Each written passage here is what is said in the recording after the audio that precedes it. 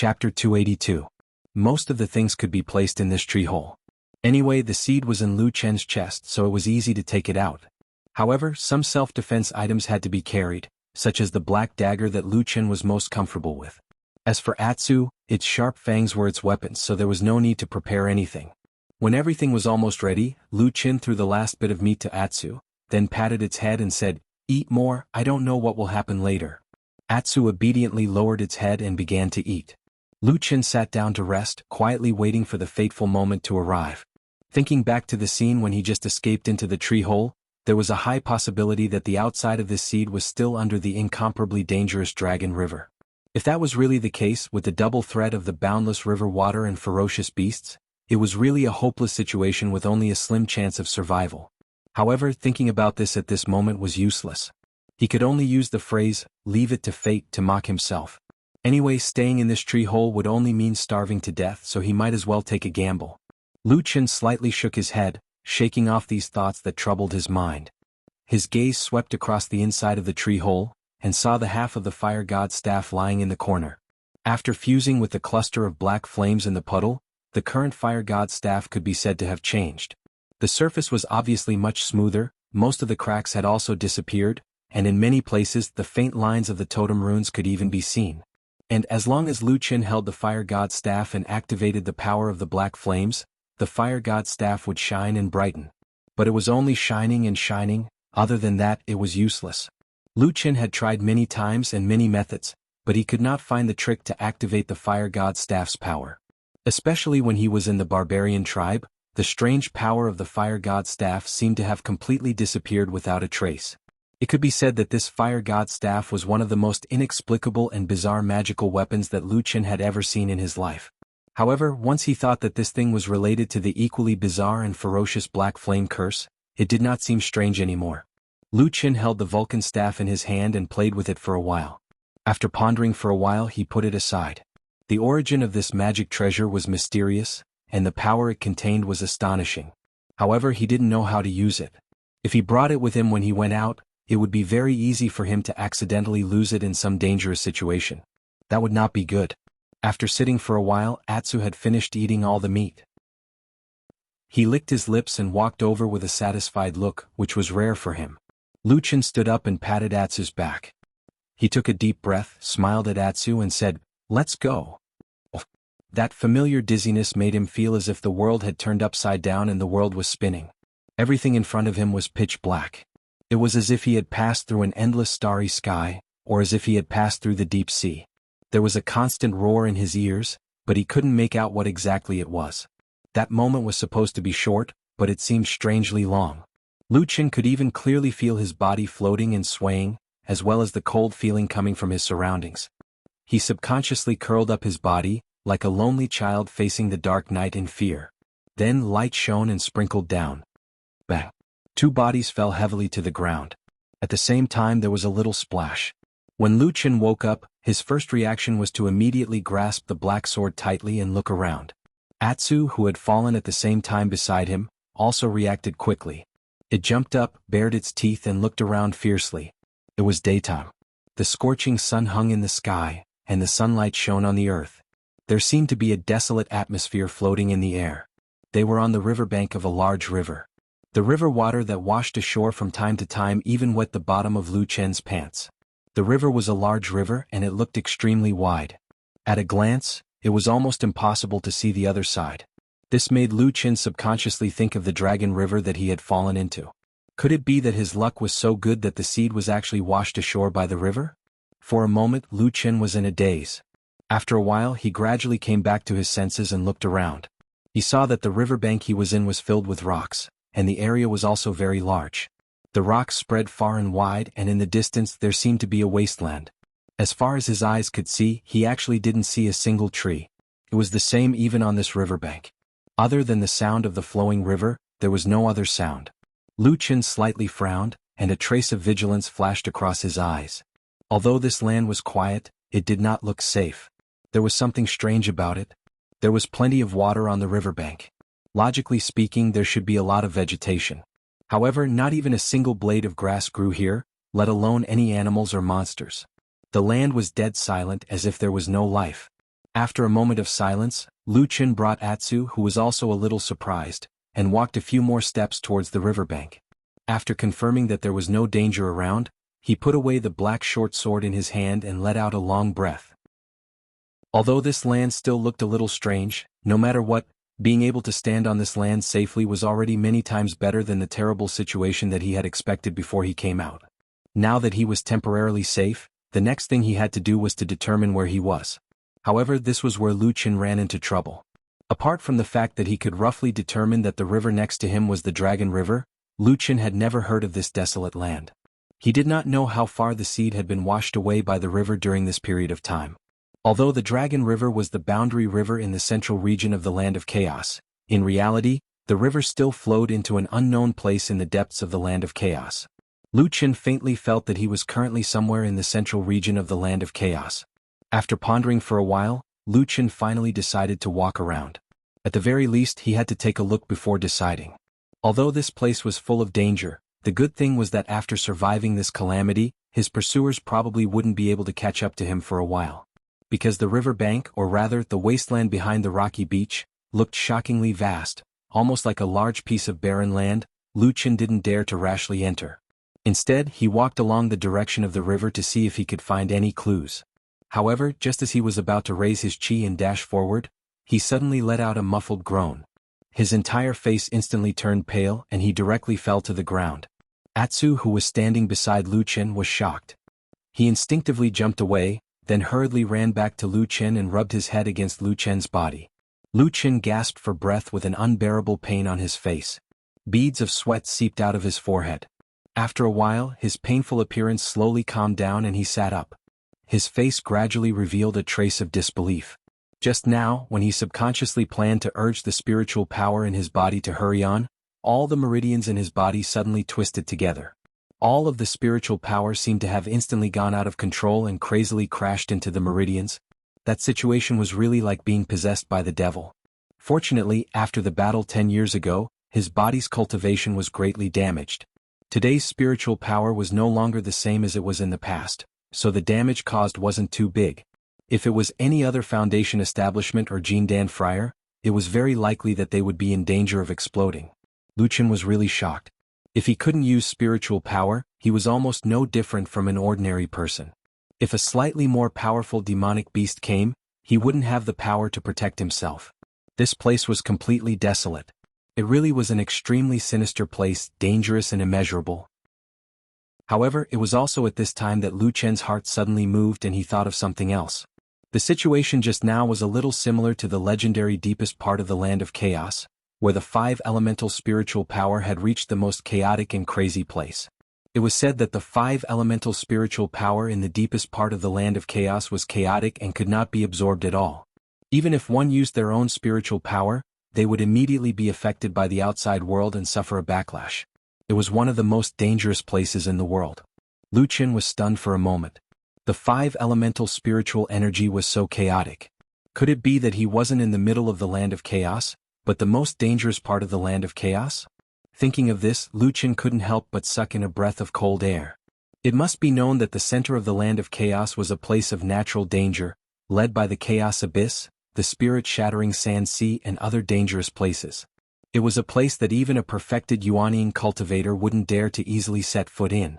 With his current abilities, he might not be able to get out of this place. After standing in a daze for a moment, Lu Chen quickly calmed down.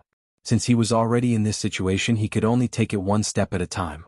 He turned around and called out to Atsu before continuing forward.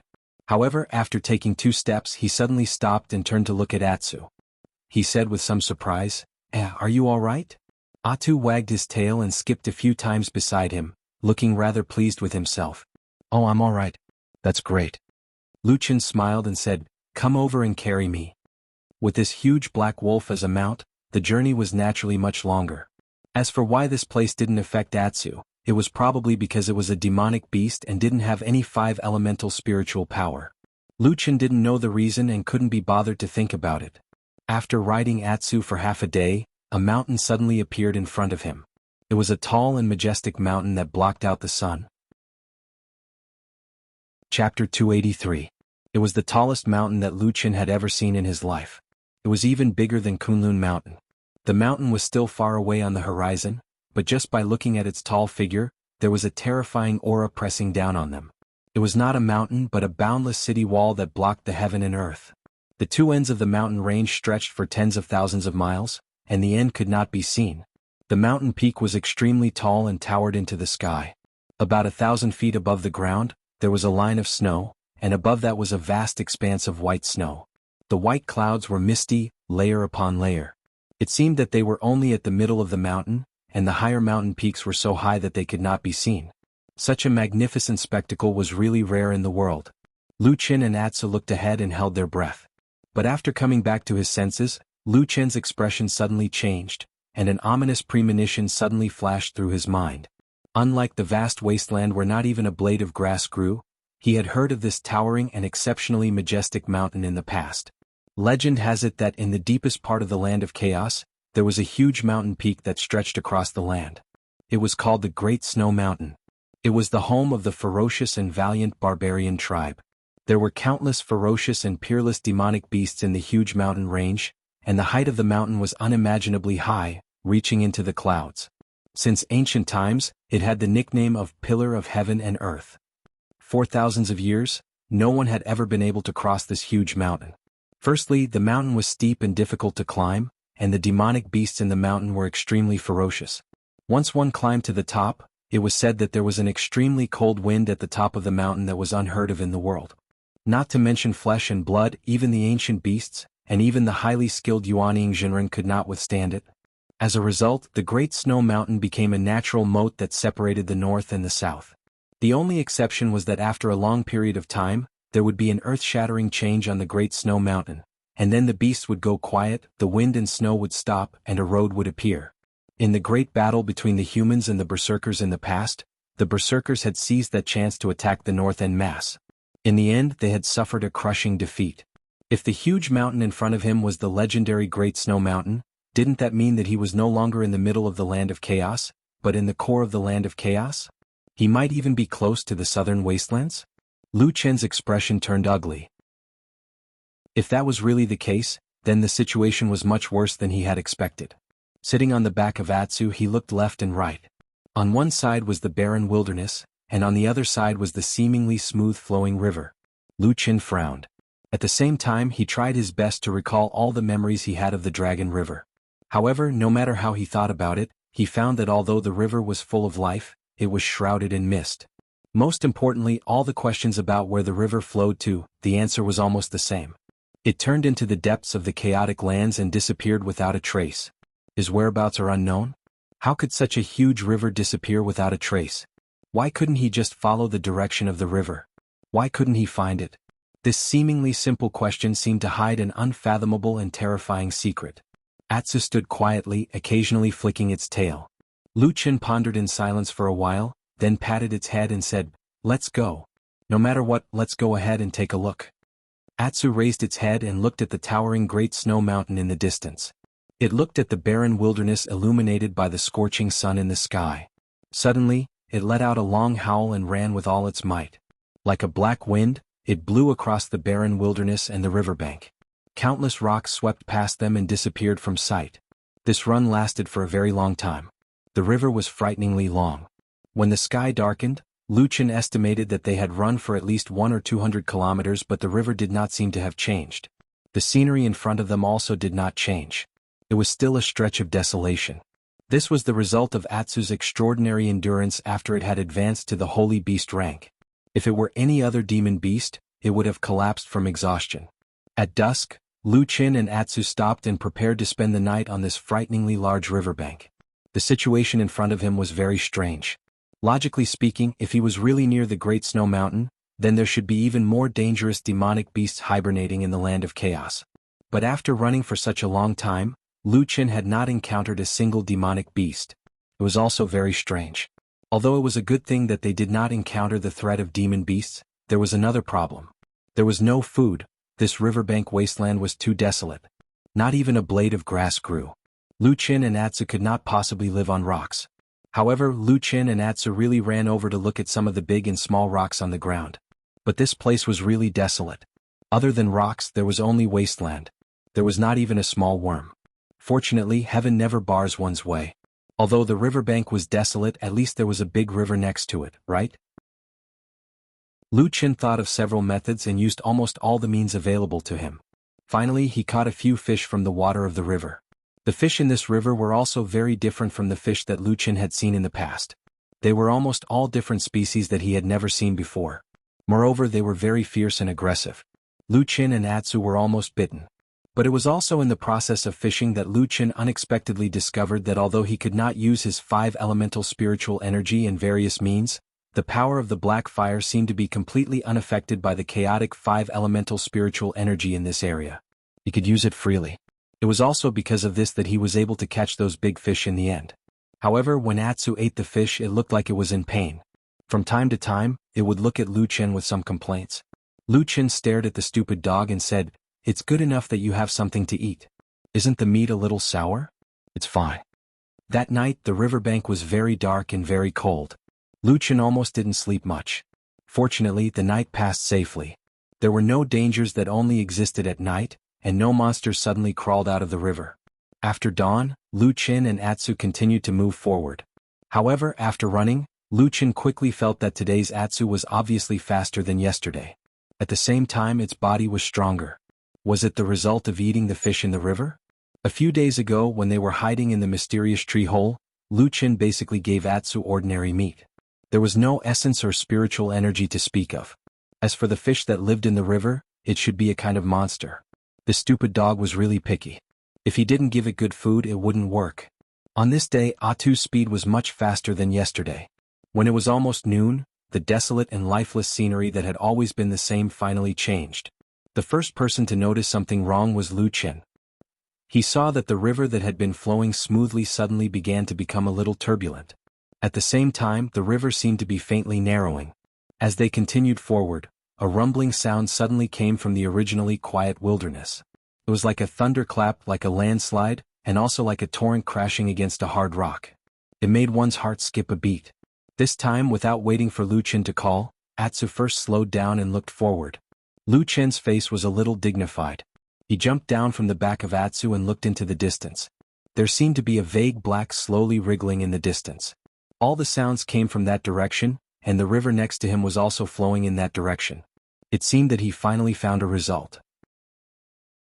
Lu Chen narrowed his eyes slightly, looked at the darkness in front of him, and then suddenly patted Atsu's head and whispered, "You stay here, I will go and take a look." After saying that, he walked forward.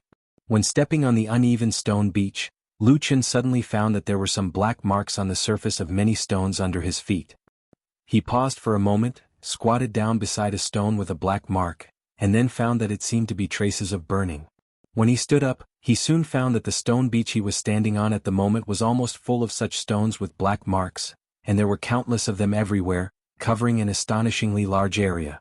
But, on this barren and desolate river beach, how could there be such a huge sea of fire burning? Things were getting more and more strange, and Lu Chen's pupils also slightly contracted. However, after a moment he still continued to walk forward. However, after he had taken 3 to 5 steps, he suddenly heard a commotion behind him. When he turned around to look, he saw that Atsu had finally caught up to him and walked to his side. Lu Chen was startled, and then he showed a trace of a smile. He didn't say anything, just patted its back, and then one person and one dog continued to walk forward. After walking for a while, the darkness in front of him began to gradually become clear, and the river around him flowed more and more rapidly. The sound of the water was intense like thunder. When they continued to walk forward, an unimaginably huge pit, or a huge cave suddenly appeared in front of Lu Chen's eyes. At this point, the river suddenly made a loud noise and countless streams of water rushed into the air, then turned into an unimaginably huge waterfall, flew straight down and fell into the abyss. Yes, this was a dark abyss, a huge and bottomless abyss. The darkness condensed under the abyss, but there were countless light spots flickering in the darkness, emitting a silver-white light, shining like stars in the dark sky. Lightning flashed and thunder rumbled incessantly in the darkness, and one could clearly see that the starlight formed a beautiful picture. The darkness was like a tidal wave, floating and sinking in the abyss, forming a strange scene. When Lu Chen stood at the edge of this abyss, he looked like an insignificant ant, looking at the unimaginable miracle in this world in shock. Chapter 284. The abundant and surging water of the river turned into a huge waterfall, plunging straight into the darkness, and then disappeared without a trace. From afar, it looked like a white jade belt hanging in the night. Standing next to this black and huge abyss, it was as if the sky and earth had been turned upside down. The night sky was below and the earth was above. The darkness and the strange starlight and white light formed a strange scene, and it was not static. Like clouds flowing, everything in the abyss seemed to be rotating, just like the vast and boundless galaxy in the sky had produced a terrifying vortex, as if it was going to devour everything in this world. Lightning flashed, twisting and passing through the black, cloudy galaxy, and there were bursts of low but majestic thunder from the depths of the abyss from time to time. Occasionally, when two blazing and dazzling lightning collided, it suddenly burst out an unimaginably dazzling light, illuminating the deep night sky, but then it quickly dimmed, and then was swallowed by an even larger wave of darkness. Lu Chen only felt that his throat was a little dry.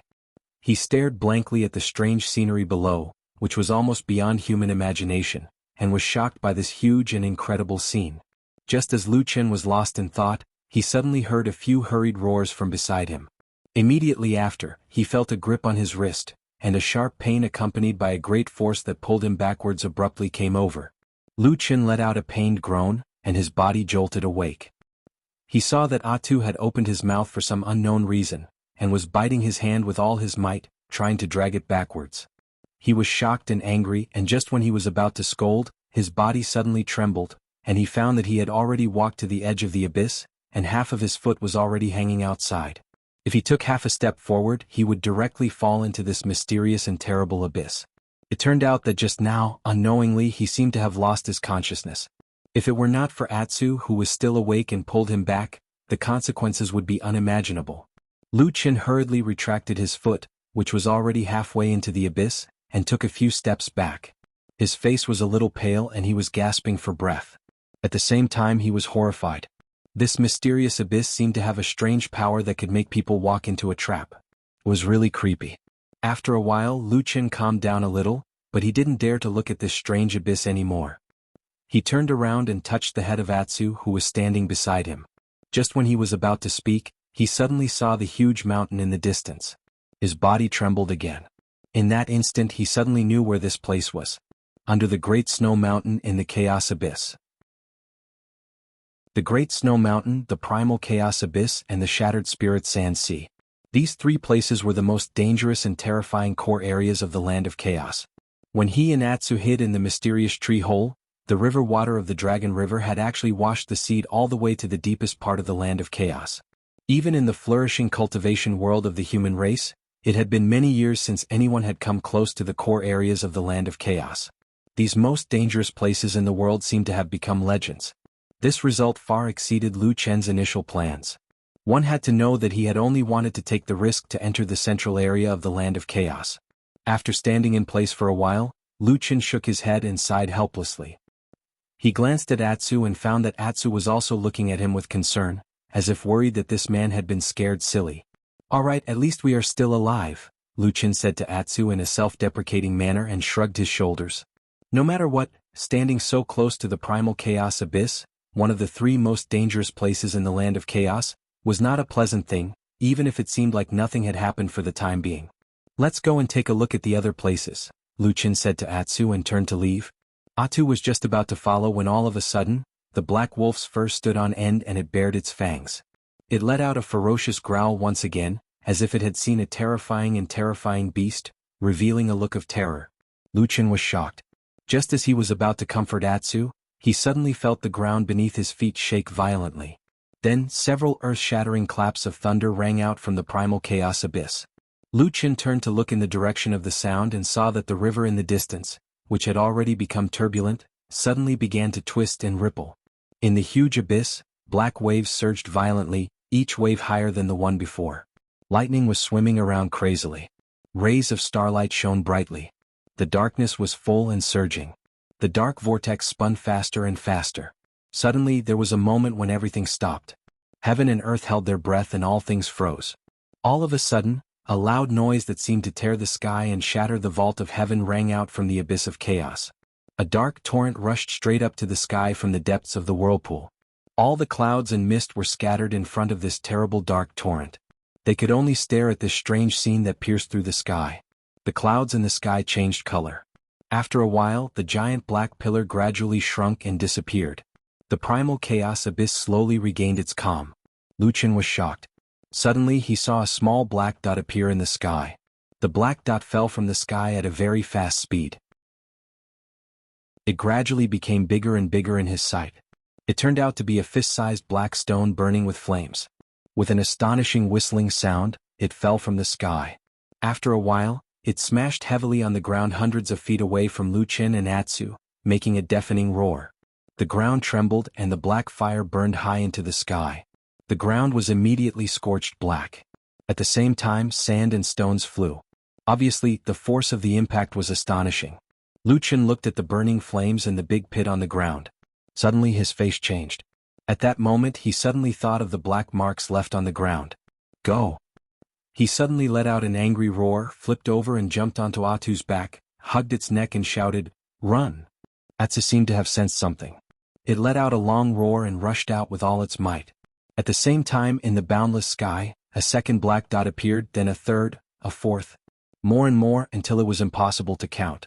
The entire sky was filled with black falling rocks, carrying with them endless flames and terrifying whistling sounds as they fell to the ground. Atsu roared and ran. Its body was as agile as lightning.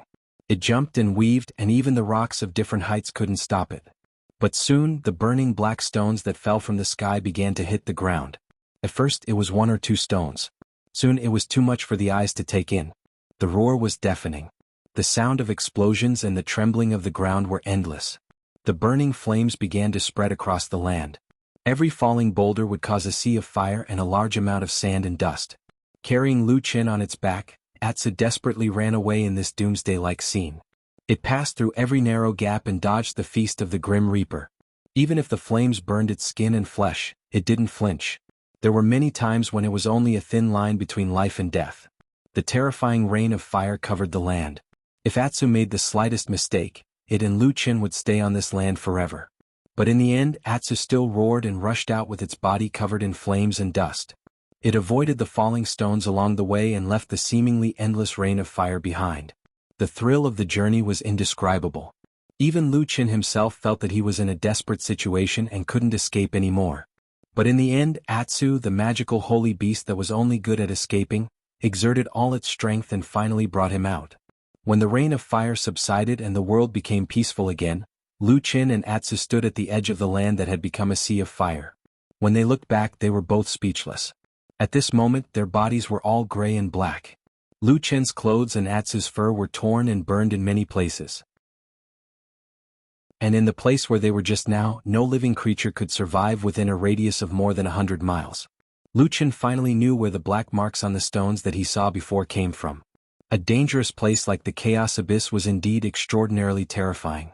And when he looked back into the distance, a desolate and withered wasteland appeared in front of him. It was boundless. "Let's go, Atsu," he said softly. Atsu responded in a low voice. It wagged its tail and followed him into the vast and desolate distance. At that time the sun was setting in the west.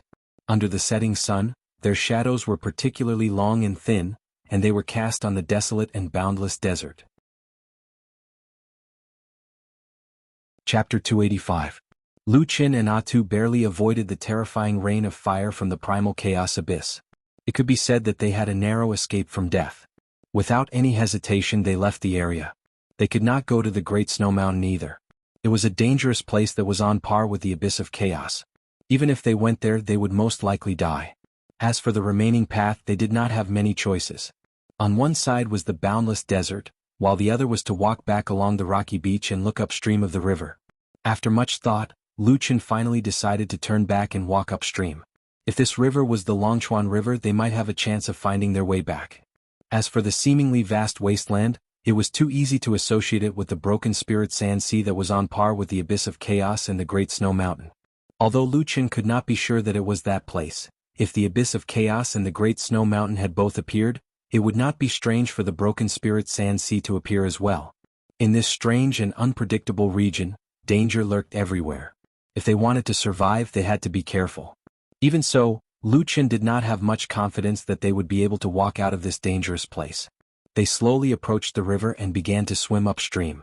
At the same time, Lu Chen carefully maintained a distance from the river.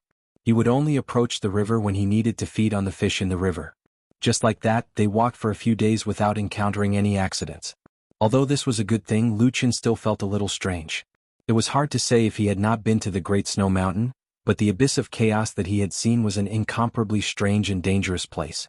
It was very much in line with the legendary core zone of the disorienting lands.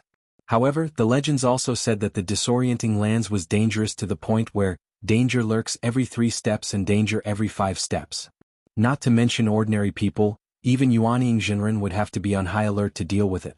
However, he had been walking here for a few days without encountering any danger. This was a little strange. Something did not seem right. During this period of time he was suddenly in this dangerous place. Naturally, it was because when he hid in the seed he was somehow swept here by the river. Lu Chen originally thought that he would be able to find some clues to return after walking upstream for a few days, but now he realized that he might have been wrong. Although he didn't remember staying in that mysterious tree hole for too long, at least with the gluttonous Atsu around, the food wouldn't last that long. But now, after walking for several days, Lu Chen found that the surrounding scenery did not seem to have changed at all. It was still a river and a desolate plain. Come to think of it, it was probably only when it was at the bottom of the Dragon River that the tiny seed was instantly washed far away by the rapid currents. That was how it managed to arrive at the abyss of chaos in this period of time. With this uncertain guess, Lu Chen and Atsu walked for a few more days. About 9 days after they left the abyss of chaos, they finally noticed something unusual. There was no change in the surging river, nor in the vast wilderness. However, in a patch of yellow sand ahead, Lu Chen saw a corpse that had decayed beyond recognition. The skeleton buried in the yellow sand looked a little scary, but after discovering it, Lu Chen's spirits were lifted and he was very happy. No matter what, the appearance of a skeleton meant that someone had been here before. To him, this was equivalent to a timely piece of news. The skeleton was extremely decayed, and most of it had been weathered into sand. Even the sturdiest skull had decayed in many places. However, after careful observation, Lu Chen quickly frowned and a strange look flashed across his eyes. This skeleton that had died at an unknown time looked like a human, but Lu Chen saw a broken fang near the jaw. He was shocked because it was impossible for a human to have this. This dead person was a barbarian. Atsu walked to Lu Chen's side and raised its head to look at him. Lu Chen straightened his body. After a moment of silence, he said to Atsu in a low voice, let's go forward and take a look. I hope my guess is wrong." At this moment, Lu Chen was guessing in his heart. He did not say anything and Atsu had no way to ask. Of course, although Atsu was now a holy beast, it still did not know the human language so it could not ask. The two of them stepped over the skeleton and continued forward. The dry wind blew from the wilderness and blew up a patch of yellow sand, drowning the hideous skeleton. The discovery of this skeleton was like a watershed. From this day onwards, the direction that Lu Chen and Atsu were moving in began to change. Grass and trees began to appear on this piece of land. Although they were sparse and did not form a forest, it was clear that the situation was slowly improving. The aura of life began to thicken in this piece of land. Later, Lu Chen actually saw a small oasis formed by a small forest in the desert. There were some small animals there, but they were not demonic beasts. They looked a little strange and seemed to be very different from the creatures in the divine central continent. At the very least, some of the beasts in this place looked very weak. Lu Chen caught 2 beasts that looked similar to wild rabbits as a way to improve his and Atsu's meals. It was unknown whether it was because no one had come here for a long time, but these weak beasts did not seem to be able to resist. However, Atsu seemed to have no interest in the meat of these weak beasts. It used its mouth to pull Lu Chen's clothes and dragged him toward the river. It looked like it wanted to eat the fish in the river. Lu Chen was also helpless. In the end, he could only help it catch 2 more beasts to deal with it. After that, they continued to move forward. Lu Chen had a feeling that the change he was looking for might be right in front of him. However, this change came very quickly and was also very big, so much so that Lu Chen was somewhat unprepared. On the second morning after he left the small oasis, he and Atsu were still walking upstream in a desolate wasteland when they suddenly heard a strange noise coming from the desert in the distance.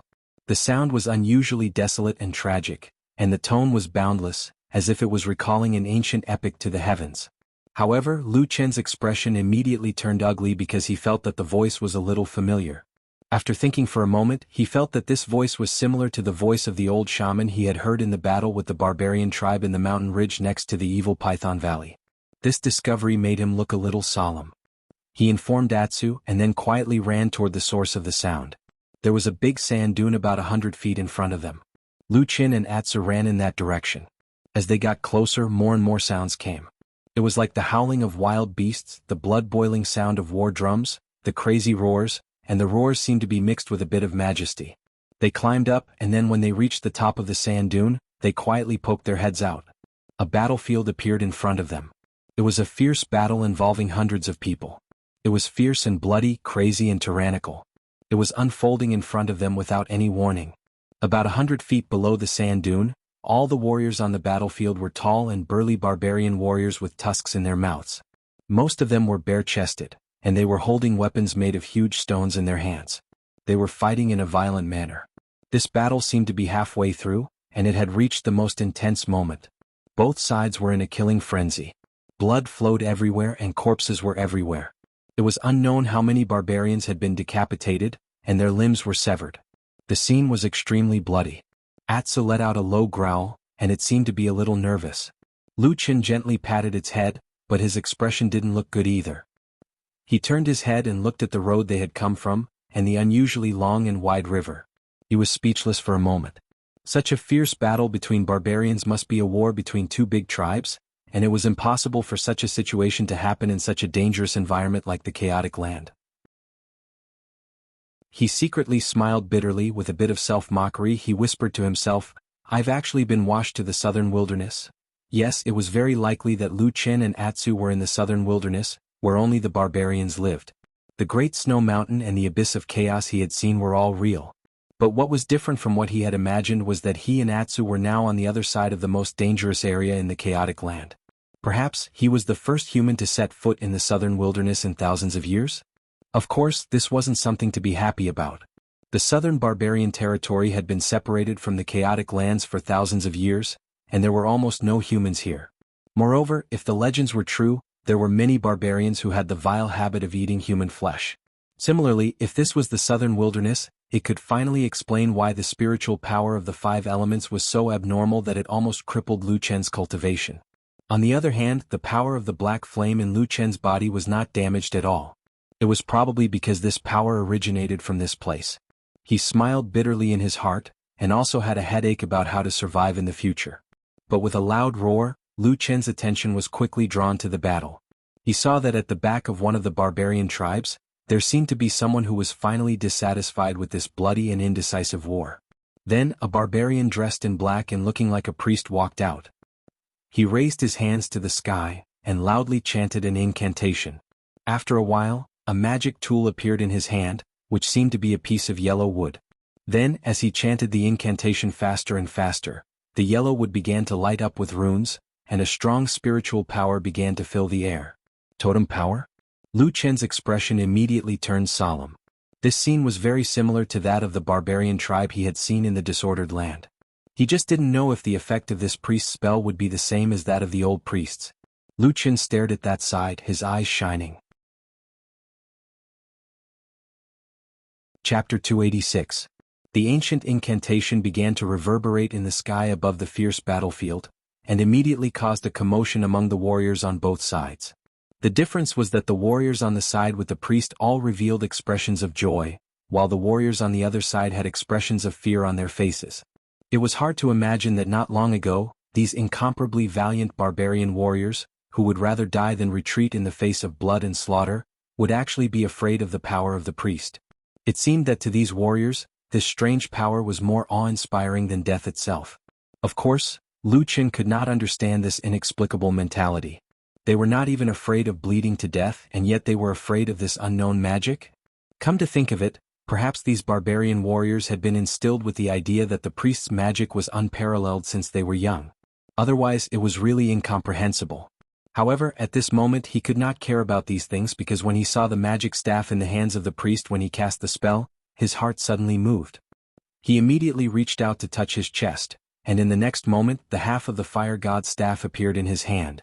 From afar, he compared the half of the fire god's staff with the magic staff in the hands of the distant priest. Very quickly, Lucien noticed that there was a huge difference between the two. The color of the magic staff in the hands of the priest was bright, and the whole body was smooth. Many runes were directly engraved on the magic staff, and even when it was not casting a spell, it could still be seen very clearly. However, after the priest cast the spell, although the entire magic staff emitted a yellow light, and the runes also lit up, it was in the form of dots. Many of the runes did not respond and were still dark. Those dots of light also did not show any signs of connecting. Recalling the appearance of the fire god's staff when it was stimulated by the black fire spiritual power, Lucien discovered that all the twisted and complicated runes on the fire god's staff had a natural feeling of blending with water. Once the fire god's staff was stimulated by the spiritual power was like a stream of water, flowing through all the runes in the blink of an eye. Every place and every rune would light up, forming an incomparably complete totem. Up until now, the fire god's staff in Lucien's hands was only emitting light, barely able to be used as a torch. However, Lucien still felt that the fire god's staff should be much stronger than the staff in the priest's hands. Perhaps, just like what the old priest of the barbarian tribe had said before his death, this was a divine weapon? The fire god's divine weapon, the fire god's choice? Lucien curled his lips and put down the Vulcan's staff. On the battlefield below, the priest had already finished chanting his incantation. Soon, a powerful force was emitted from the staff in his hand. Several yellow rays of light shot out and shot into the ground in front of him. At the same time, Lucien suddenly felt a slight warmth in his hand, and Atsu, who had been lying beside him, suddenly moved a little to the side as if it was startled by something. After a while, their gazes looked down at the same time. They saw that the half of the Vulcan staff was actually trembling by itself. A ray of light that was not particularly bright was flickering in the runes on the body of the staff. However, the Vulcan staff's reaction stopped there. It gave off a feeling of disdain. After the light flickered for a while, it gradually dimmed. On the battlefield below the sand dune, there was already a strange change. At the center of the battlefield where the two sides were fighting fiercely, the ground suddenly trembled violently. The surrounding barbarian warriors suddenly lost their balance and fell to the ground. After a while, a low rumbling sound came from the ground. A large area of sand and stones suddenly arched up. Smoke and dust flew everywhere and countless small stones rolled down. Then, under the shocked gazes of the crowd, a huge stone puppet that was more than 2 feet tall appeared on the battlefield. This stone puppet, whose entire body was condensed from stones and sand, raised its head towards the sky and roared. Its voice was like thunder, then it slowly turned around and walked towards the enemy camp. With every step it took, the ground would tremble. This indicated that the stone puppet's body was abnormally heavy. Looking at the terrifying stone giant that had suddenly appeared, it was obvious that it was not an opponent that ordinary people could fight against. The barbarian warriors who had been fighting bravely before also began to show signs of hesitation and fear in their eyes. Some of them even began to retreat. The situation of the battlefield that was originally evenly matched was suddenly reversed after the appearance of the stone puppet. The morale of the barbarian warriors who had the power of the priest had obviously risen. All the barbarian warriors roared and rushed forward. They either slashed and chased after the stone puppet, or directly entangled the opponent so that the stone puppet behind them could catch up. Seeing that the situation was about to get out of control, a few people suddenly jumped out from the back of the barbarian warriors who were at a disadvantage. But none of these people were like the priest. They seemed to be stronger warriors and leaders. They shouted at their subordinates and drove them back to fight. Lucien was watching from the side of the sand dune. He could also see that something was wrong. The barbarian army with the priest had a unified command. Even their clothing was similar. On the other side, although the number of barbarian warriors wasn't small, but after a long time he could see that the warriors of several different tribes had joined forces to fight together. These barbarian warriors were also very brave and valiant. But, when the leader of the barbarian warriors came out, the situation immediately became chaotic. The warriors of each tribe only listened to the leader of their tribe. So, the scene suddenly became chaotic. The stone puppet had dragged its heavy body to the front. It let out a loud roar and kicked its huge stone foot towards the barbarian warriors. A gust of wind blew past, and a few barbarian warriors who couldn't dodge in time were kicked. Immediately, deafening screams could be heard, and a few bodies were kicked away. Blood splattered everywhere and their bones were broken and their flesh was torn. Then the stone puppet raised its arm, and smashed its huge fist into the crowd of barbarian warriors. Boom! The ground shook, and a few barbarian warriors who couldn't dodge in time were smashed into a pile of flesh and blood. The other barbarian warriors seemed to be scared out of their wits. They screamed madly and retreated with all their might. It seemed that they wanted to get as far away from this inhumane stone puppet as possible. The situation instantly collapsed. Even though the leaders of the allied army were trying their best to drive their warriors away, they couldn't control the barbarian warriors who were retreating. On the opposite side, a large group of warriors were laughing wildly. They were waving their blood-stained blades and were following the stone puppet. On the side of the allied army, everyone's faces were ashen, and despair could be seen on their faces. Some of them seemed to be extremely angry. They tore their clothes, beat their chests and roared, Why do they have a priest? Didn't the priest of the mountain spirit tribe die decades ago? Blood splattered everywhere on the bloody battlefield. Many people were bleeding and collapsing, and an even greater massacre was about to descend. Lu Qin, who was hiding behind a sand dune in the distance, didn't feel anything. He had been used to death and blood for so many years. Once he hardened his heart, he could be extremely cold. Not to mention that both sides were barbarians, so he didn't feel the slightest bit of sympathy for them. So, when one side was about to be slaughtered, he didn't feel anything. He just calmly watched for a while and felt that he shouldn't stay here any longer. Once the battle was over, the barbarians on the winning side would definitely clean up the battlefield. At that time, if he wasn't careful and was discovered by the barbarian warriors who had just escaped from the battle, it would be a big problem. Especially the priest hiding in the depths of the battle. Although Lu Qin faintly felt that the priest's methods, especially his magic staff, were not as good as the fire god's staff that he had obtained, but the various strange witchcraft and methods of the southern border barbarians were still hard to guard against. So, he finally decided not to cause any trouble. He turned his head and called out to Atsu softly, Let's go. Atsu wagged its tail and crawled up from the ground. Lu Qin was about to retreat down the sand dune when he found that the fire god's staff was still in his hand. At this moment it was still slightly hot, but the light on the staff was almost gone.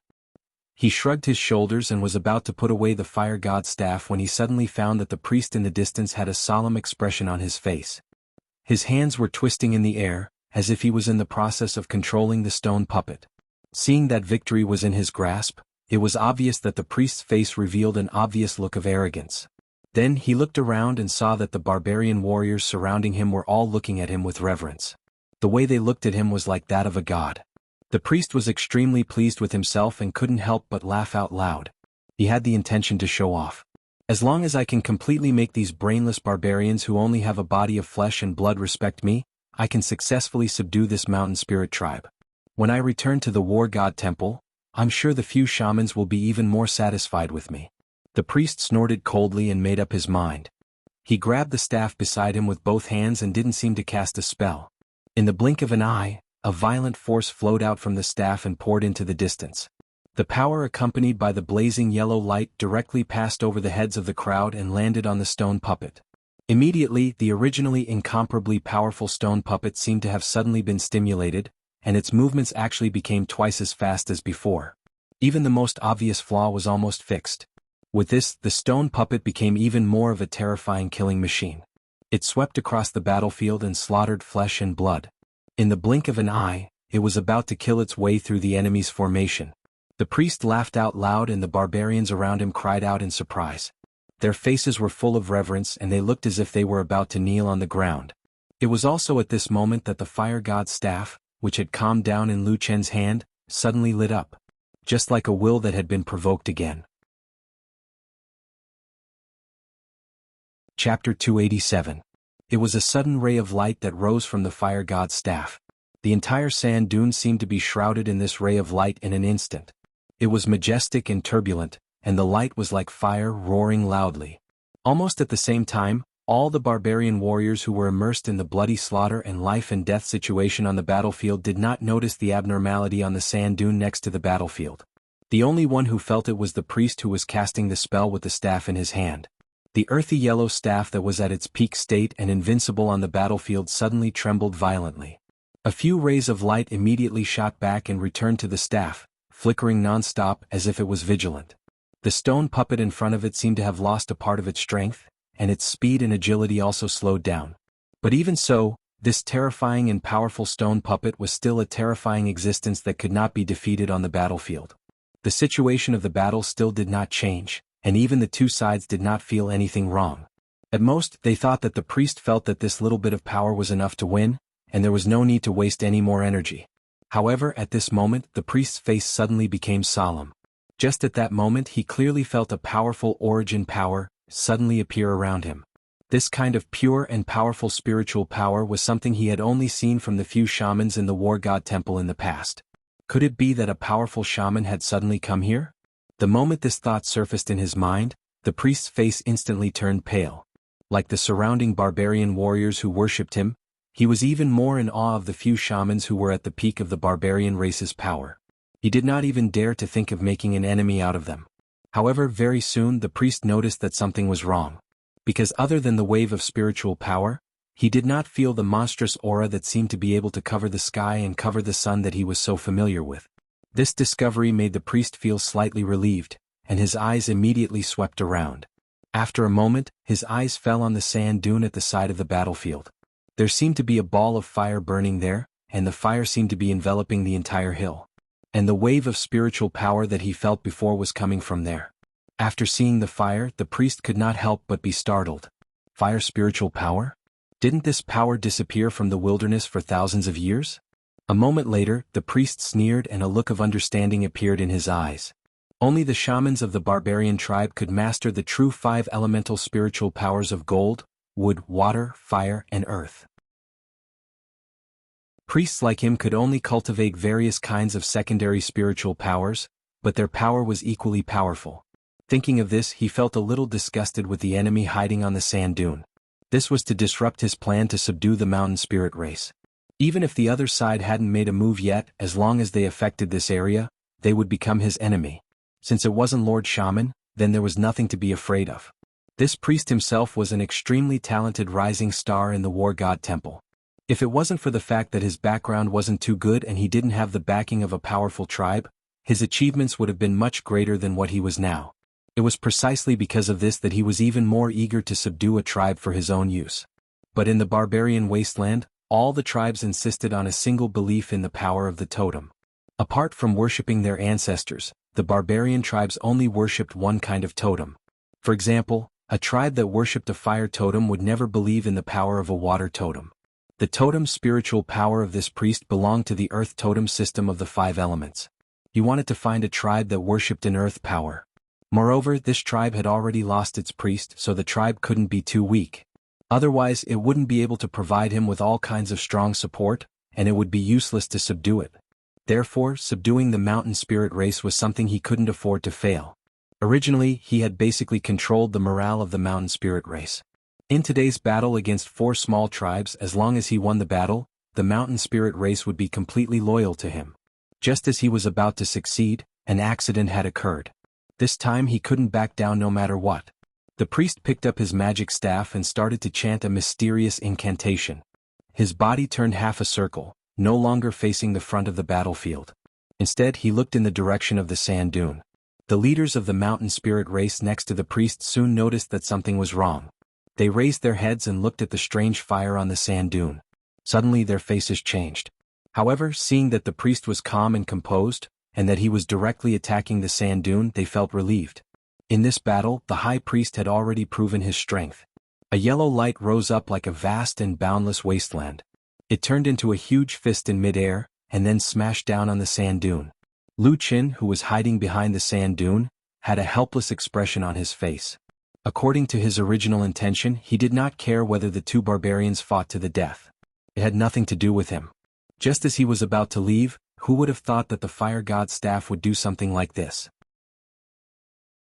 Although Lu Qin didn't know why the barbarian priest was so decisive and didn't even hesitate to attack them, it was obvious that the priest regarded them as an enemy. The fire god's staff emitted raging flames, and the body of the staff became hotter and hotter. It seemed to be very angry. Perhaps the priest thought that the other side was bold and dared to provoke him? But even if he did provoke him, there was nothing he could do. Lu Qin was helpless against the fire god's staff that could only be used as a torch for illumination. Seeing that the other party's powerful fist was about to smash down, in a moment of desperation, he could only channel the power of the black fire in his body into the fire god's staff. The black fire flashed in his eyes. Almost at the same time, the fire god's staff shone with a strange light. All the totem runes appeared at the same time, and a pure and powerful spiritual power gushed out. It was fire. Black fire. Lu Chen was so shocked that he couldn't speak for a moment. He had tried countless times in the ancient tree hole, but he couldn't activate the fire god's staff. He didn't expect that there would be a change when he used it today. As the black flames on the Vulcan staff rose up, it immediately devoured all the original flames, turning them into dark flames. The entire sand dune seemed to darken in the blink of an eye. Then a huge shadow appeared in midair, whistling as it flew. The giant fist of the barbarian priest smashed fiercely into the black shadow. But it was immediately entangled by the black flames. Then a terrifying scene occurred. The black flames started to corrode the giant fist from all directions. Then the giant fist started to emit a low-pitched sound that sounded like the wailing of ghosts and the howling of wolves. In the blink of an eye, the entire giant fist was corroded. The last bit of light tried to escape, but it was engulfed by the sea of black shadows. It didn't even make a sound before it disappeared. In the distance, the barbarian priest's face suddenly turned pale. He spat out a mouthful of blood. His expression changed greatly, and his eyes were filled with disbelief and fear. At that moment he seemed to have seen a ghost. He lost his composure and shouted, devil fire, this is the power of the black fire." His voice suddenly became hoarse. A moment later, a flame suddenly emerged from his throat. It burned crazily and danced wildly in the black shadow. It burnt and melted his flesh. The priest screamed at the sky. He even threw away the staff in his hand. He covered his throat with both hands and fell to the ground. He started to struggle and twitch. The barbarians of the mountain spirit tribe were shocked. They were all dumbfounded. They didn't know what had happened. One of the more courageous barbarian leaders, out of respect for the priest, took the risk to help and extinguish the flames on the priest's body. But in an instant, the black flames spread from the priest's body to his own body. Ah! A shrill scream came from the mouth of the strong barbarian warrior. He was not afraid of bloodshed, but at this moment, he seemed to be suffering from an unimaginable pain. He fell to the ground, twisting and struggling with all his strength. The surrounding barbarians screamed again and again. They instantly retreated to the side, forming a large circle. They could only watch as the two people in the middle were burned to death by the strange and terrible black fire. In the end, only 2 charred skeletons were left. When the priest died in pain and madness, the stone puppet on the distant battlefield suddenly stopped moving. A moment later, this incomparably powerful killing machine seemed to have lost the support of its skeleton. All the stones and sand shattered, disintegrating into a large pile of scattered rubble, and collapsed with a loud bang. On the battlefield there was a sudden silence. The barbarian warriors on both sides didn't seem to know what had happened. They looked at each other with their mouths agape. But then, a mournful scream came from the back of the mountain spirit tribe's camp. It resounded through the battlefield and the situation suddenly changed. Countless mountain spirit tribe warriors looked back. They didn't know who shouted, "The priest is dead," but the crowd immediately fell into chaos. On the other hand, the morale of the allied soldiers of the few tribes was greatly boosted. A few of the leaders even seized the opportunity to roar out commands. A few of the warrior leaders even took the lead and charged into the battlefield, instantly setting off a furious counterattack. The mountain spirit tribe's side seemed to have fallen from the highest point. The whole formation trembled because of the priest's death. Then it began to collapse. The result of relying too much on a powerful force was that when that force disappeared, they would be weaker and smaller than ordinary people. The tide of battle turned in an instant. In the blink of an eye, the front line of the mountain spirit tribe's warriors had fallen. Blood splattered everywhere. Everyone turned around and fled. Behind the crowd, someone from the allied tribe suddenly roared, fire god, the fire god has been reborn." Chapter 288. There was no turning back in that battle. The mountain spirit tribe's morale were completely shattered by the sudden death of the shaman. They were chased and slaughtered by the joint army of several tribes. Blood flowed all the way, and at least half of the mountain spirit tribe's warriors were killed, and they fled in panic. The mountain spirit tribe couldn't be ranked at the top among the barbarian tribes of the southern wilderness. Their overall strength was probably a little lower than the middle level. But after such a big battle, they had lost more than half of their elite warriors. It was a big blow to the mountain spirit tribe's strength. If they didn't have any more opportunities or powerful talents, they would inevitably fall into the ranks of the weak tribes. Different from the gloomy outlook of the defeated, the victors were full of excitement and joy. The armies of the few tribes chased after the mountain spirits for a long distance. The mountain spirits paid the price of more blood and human lives. After dying a bloody path, the armies of the few tribes returned triumphantly. Lu Qin, who was standing on the sand dune, wanted to leave before the fire god's staff quietened down. However, he soon discovered that he had been surrounded by the barbarian leaders and a portion of their subordinates. Lu Qin sighed and looked into the distance. He saw that the warriors in the distance were cleaning up the battlefield. There seemed to be two important things. The first was to check whether the fallen warriors were still alive. If they were comrades, they would help them back for treatment. If they were enemies of the mountain spirit tribe, they would smash their heads and stomp on their chests so that they would die a more thorough death. For a time, the battlefield was once again filled with blood-curdling screams, accompanied by the maniacal laughter of the victorious barbarian warriors, turning the battlefield into a bloody scene. Other than that, they were probably looting. The so-called belongings were actually the belongings of the dead, such as weapons, accessories, and even clothes. Many warriors of the mountain spirit tribe were stripped naked after they died, and fell to the ground in shame and dignity. What was even more surprising was that the barbarian warriors of the other tribes, who had fought together in the bloody battle, were not only looting the dead warriors of the mountain spirit tribe, but also looting the dead warriors of the other tribes, as if they had gone mad from poverty. But in this way disputes immediately arose. Everyone wanted to rob others, but their dead brothers absolutely could not be humiliated like this. So, there was an immediate uproar on the battlefield. For a moment, many people pulled out their weapons and the atmosphere became somewhat tense. This had alarmed the few barbarian leaders who had come to the sand dune. Fortunately, these barbarian leaders still had some brains. They turned around and ran back, kicking, cursing, and yelling. Finally, they managed to restrain their subordinates. They separated most of the barbarian warriors and slowly returned to their own camps. However, they naturally wouldn't return the things that they had snatched from the barbarian leaders. In this way, the battlefield finally quieted down, leaving only a miserable and ugly scene. Most of the barbarians seemed to be used to this kind of situation. Although they were fighting fiercely just now, they seemed to have forgotten about this matter after a while. They were happily counting their spoils of war. Those who had a lot of spoils of war were laughing loudly, while those who had a little bit of spoils of war were dejected. Compared to these useless barbarian warriors, the barbarian chiefs ran back to the sand dune. It was only now that the Vulcan staff in Lu Chen's hand had completely calmed down. It no longer glowed or heated up, and the totem patterns had completely disappeared. It looked just like a smooth staff. How did a human feel when he was surrounded by a large group of barbarians in the southern border? Lu Chen felt that he had roughly understood. He looked at the barbarians who were slowly encircling him from both sides of the sand dune. He frowned slightly and looked left and right from time to time, thinking about how to escape. And beside him, Atsu also seemed to feel the danger. His eyes revealed an ominous glint and he bared his fangs.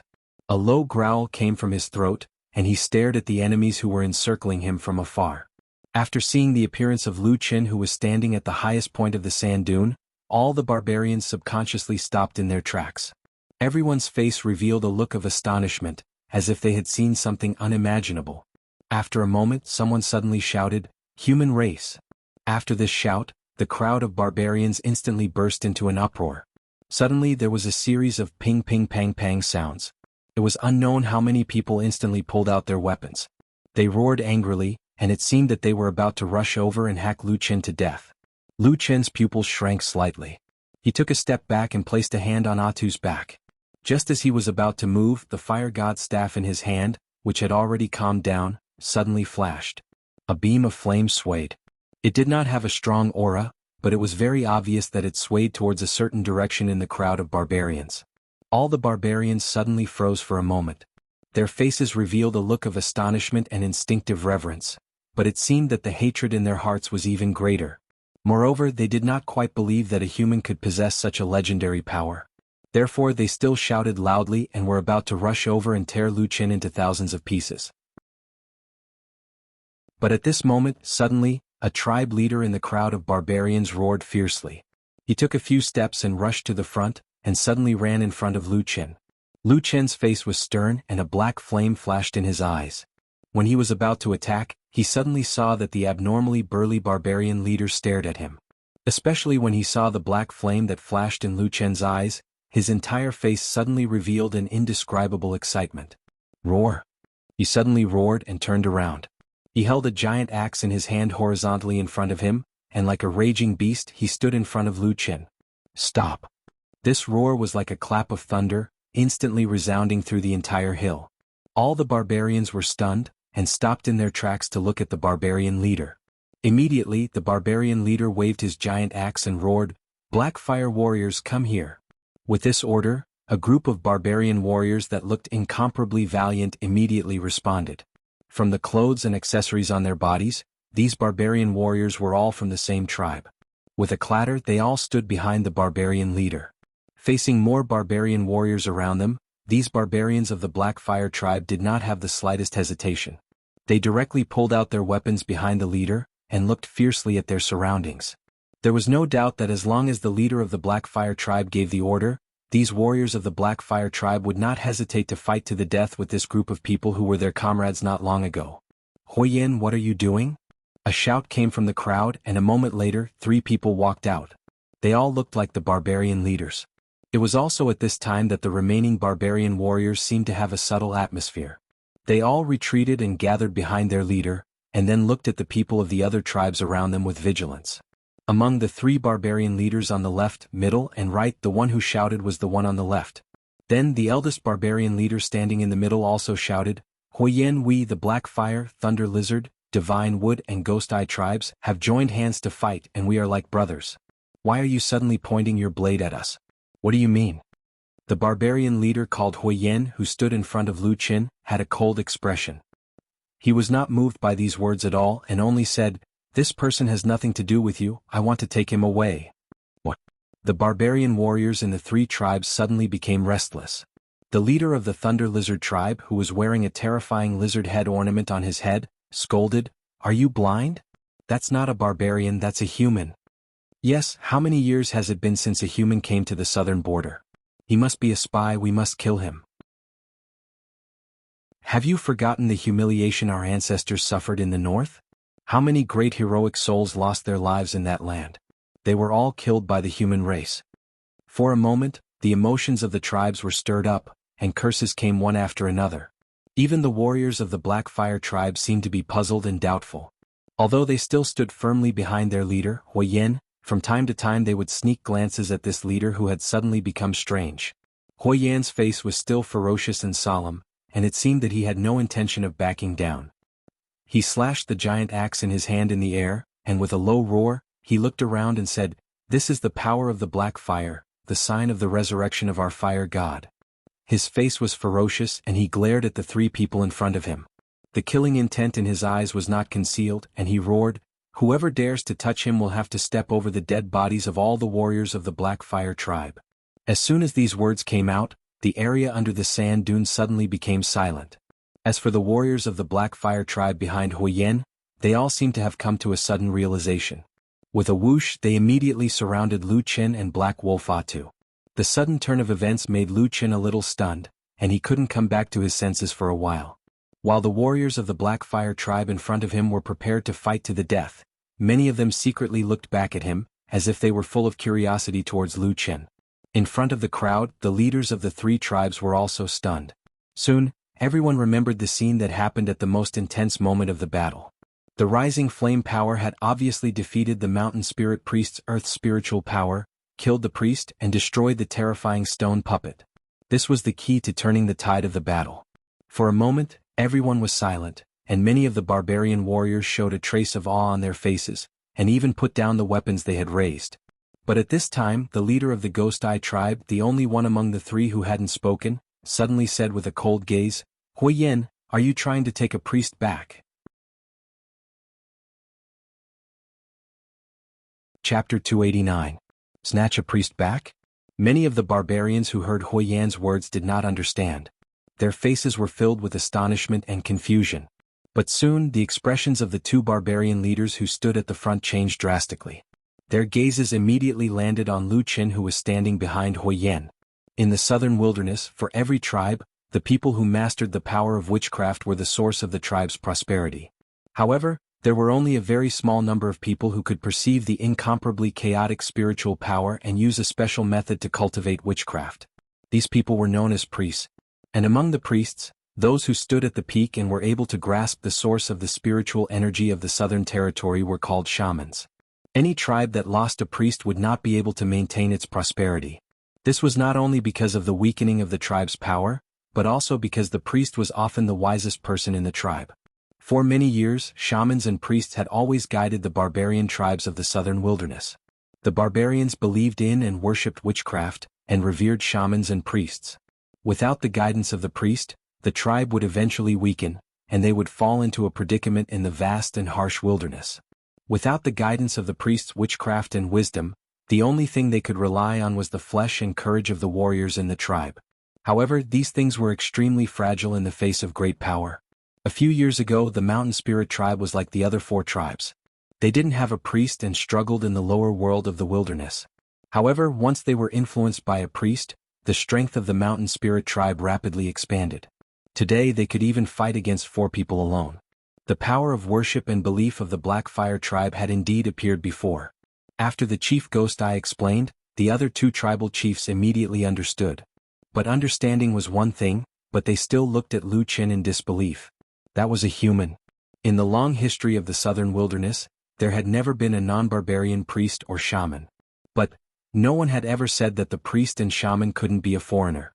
A human was going to become a priest of the barbarian tribe? The few leaders and the barbarian warriors behind them who were starting to understand the situation, even the barbarian warriors of the Black Fire tribe, all had their mouths wide open in shock. Lu Qin had also heard it himself. After understanding the meaning behind this matter, even though his temperament was much calmer than an ordinary person, he could not help but be greatly shocked. His gaze landed on the back of the abnormally tall and sturdy Huoyan. Obviously, this chief warrior of the Black Fire tribe had thought of all these in a short period of time.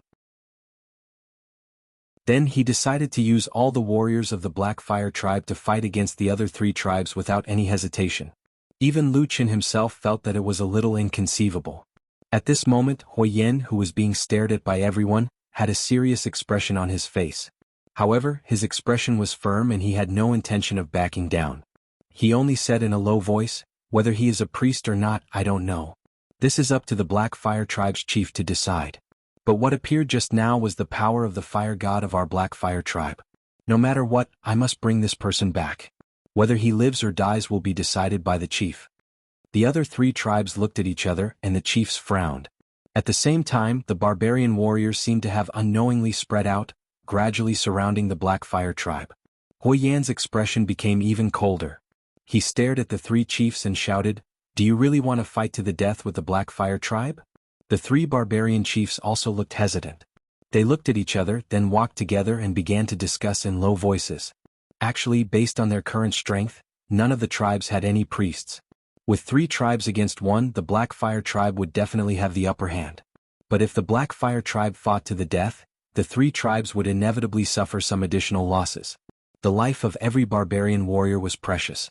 Although they could fight to the death for the tribe as a chief, they could not easily waste the lives of the warriors under them.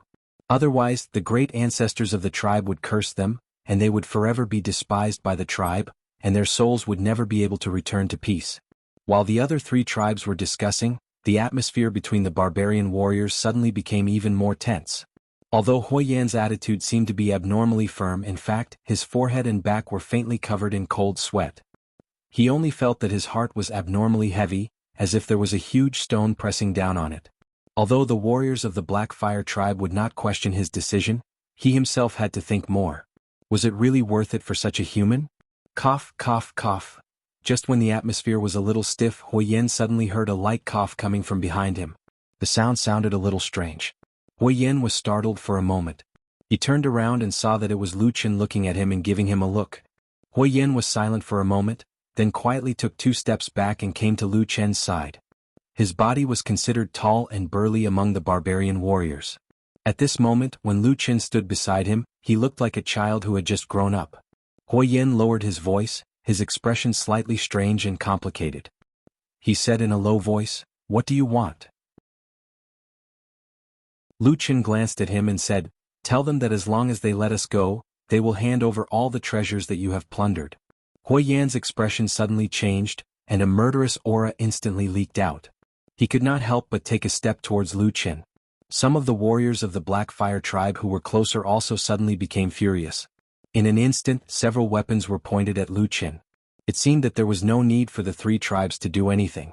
Just based on what he said just now, the people of the Black Fire tribe couldn't wait to get rid of this fraud who might have the power of their tribe's fire god. Towards the murderous aura around him, Lu Qin did not seem to feel it. His eyes only stared at Hui Yan. After a moment he said coldly, "You want the power of the priest, so you don't believe my words?" Hui Yan angrily growled, "These things were exchanged with the lives of my warriors. Why should I hand them over?" "You value this very much?" "Of course." "Do the three tribes value it?" "Of course." "Then you throw all these things to their warriors. If one tribe has more, another tribe has less, and one tribe doesn't give anything at all, what do you think the consequences will be?" Hui Yan was just about to angrily speak, but suddenly his body fiercely shook. Immediately after, his eyes slowly widened. Looking at Lu Qin, a trace of shock and a complicated expression appeared in his eyes. That look, it was as if he had suddenly seen a ghost. Lu Qin sighed and softly said to Hui Yan, "Do you know what the priest's power is other than witchcraft?" Hui Yan was stunned for a moment, then suddenly turned around. His entire face seemed to be on fire, burning brightly. After letting out a low roar, he shouted to the surrounding warriors, "Hand over all the things that you have just plundered." Chapter 290. Ordering the Black Fire tribe's barbarian warriors to hand over their loot was like seeing a starving dog and ordering it to spit out the bones it had painstakingly snatched. Most of the barbarian warriors in the surroundings didn't move after hearing the shout of their leader. They all widened their eyes and looked at Hui Yan as if they were looking at a madman. At the same time, some of the Black Fire tribe's warriors looked at Hui Yan with hostility, but not at Hui Yan who had gone through life and death with them. Instead they looked at Lu Qin, the instigator of all this. They clenched their weapons tightly, looking as if they wanted to hack him to death. The barbarians were strong and fierce, and most of the warriors were simple-minded. Therefore, even when facing Hui Yan they would show a bit of dissatisfaction. But no matter what, Hui Yan was still the chief. Seeing the expressions of the people around him, he also became angry. However, there was no such thing as tactful persuasion among the barbarians, so he directly chose the most common and most direct method. "Go to hell." The tall and fierce barbarian cursed loudly. He kicked a barbarian warrior who was standing closest to him. Then he took a step forward and used his huge palms to smash anyone he saw. If he didn't like them, he would kick them. Along the way, the barbarians were thrown off their feet. The barbarians roared and roared continuously. The other barbarians who didn't know what was going on were stunned, and looked at each other in dismay. Under the pressure of Hui Yan, all the Black Fire tribe's warriors seemed to have become listless. With sullen faces, they obediently handed over the loot they had just obtained. In the blink of an eye, there was a huge pile of loot on the ground. Lu Qin looked at this scene from the side. He had a whole new level of respect for Hui Yan. He could tell that this person should be a person of great prestige in the Black Fire tribe. So many fierce warriors actually didn't dare to make a sound in front of him. Not long after, almost all the loot from the Black Fire tribe was piled up on the ground. Hui Yan's expression didn't look too good. No matter what, these bones were his own. He didn't feel good about throwing them away. Normally he wouldn't do this even if he was beaten to death. But at this moment things were different. As the leader of the tribe, his vision was much better than those subordinates who only knew how to fight, rob, and roar. This mysterious human possessed the power of black flames. In that instant, Hui Yan felt as if he had been blessed by his ancestors. He firmly believed that he had not done anything wrong. "These things are for you. We have helped you in this battle for nothing. Let us go." Hui Yan stood in front of the pile of spoils of war. His expression was steely, and he seemed to be gnashing his teeth as he spoke. The three leaders on the opposite side were shocked. The other barbarian warriors in the surroundings also became restless. Their eyes were filled with greed. The southern wilderness was barren and harsh. It was a good thing to have something in one's hands, even if it was snatched from the hands of the dead. The three leaders didn't expect the Black Fire tribe to make such a big concession. It should be known that in all the tribal wars in the wilderness, the most important thing was to divide the spoils of war. Everyone fought and bled just to get more food, weapons, and other useful things. Perhaps the top few powerful tribes didn't care about these small things because they occupied the best resources in the wilderness and had the support of the terrifying shamans. But at least for the middle and lower level tribes, the things that the Black Fire tribe threw out were the fundamental reason for them to start the war. Almost everyone was tempted. The only one who was still somewhat clear-headed was the leader of the Ghost Eye tribe. But before he could object, Hui Yin had already started to divide the spoils. He grabbed and threw the spoils of war directly into the crowd on the opposite side. Immediately, a large group of barbarian warriors started to fight for them. However, he didn't know if it was intentional or not, but most of the items he threw landed on the Thunder Lizard tribe, and a small portion landed on the Divine Wood tribe. As for the Ghost Eye tribe, they didn't even have a single item. Of course, this immediately aroused the dissatisfaction and public anger of the Ghost Eye tribe. Angry shouts immediately came out. The barbarian warriors of the Ghost Eye tribe looked at the excited faces of the people from the Thunder Lizard tribe and the Divine Wood tribe who got the spoils of war, and their eyes turned red. However, Hui Yan's actions were extremely fast. He quickly threw out the last of the items, then waved his hand and led the rest of the Black Fire tribe to surround Lu Qin and Atu as they retreated down the sand dune. At the same time, Hui Yan walked at the back, his eyes shining as he stared at those people as they slowly retreated. There was a commotion among the three tribes on the sand dune. The leader of the Ghost Eye tribe cursed and was the first to rush out. But after a few steps he suddenly stopped and looked back. He saw that the people of the other two tribes were still standing in the same place. The people of the Divine Wood tribe looked left and right. When they saw the Thunder Lizard tribe, there was envy in their eyes, but when they saw the Ghost Eye tribe, they suddenly felt a sense of superiority. After hesitating a few times, no one moved forward. As for the Thunder Lizard tribe, so many good things suddenly appeared on the ground. Originally they had to bleed, sweat, and even risk their lives to get them. Only an idiot would follow the idiots of the Ghost Eye tribe and risk their lives. Therefore, a large group of people from the Thunder Lizard tribe were desperately fighting for the things on the ground. It looked like a group of dogs fighting for meat and bones. They didn't even look at the people of the Ghost Eye tribe. The leader of the Ghost Eye tribe flew into a rage and cursed loudly. He looked back at the retreating people of the Black Fire tribe and the tall and fierce figure. After hesitating for a while, he finally sighed and didn't chase after them. If he chased after them now, without the help of the Thunder Lizard tribe and the Divine Wood tribe, it would be equivalent to the Ghost Eye tribe fighting against the Black Fire tribe. Not to mention the fact that the outcome was uncertain. Even if the Ghost Eye tribe won, it would be a Pyrrhic victory. At that time, they would inexplicably lose the lives of more than half of the warriors of the tribe.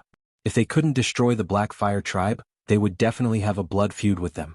Most importantly, the Black Fire tribe had already F*King thrown out most of the things they had seized. Even if the Ghost Eye tribe won this battle, they wouldn't get many benefits. How could they fight this battle? No matter how they looked at it, they were at a disadvantage. There were many barbarians in the southern wilderness who risked their lives for revenge.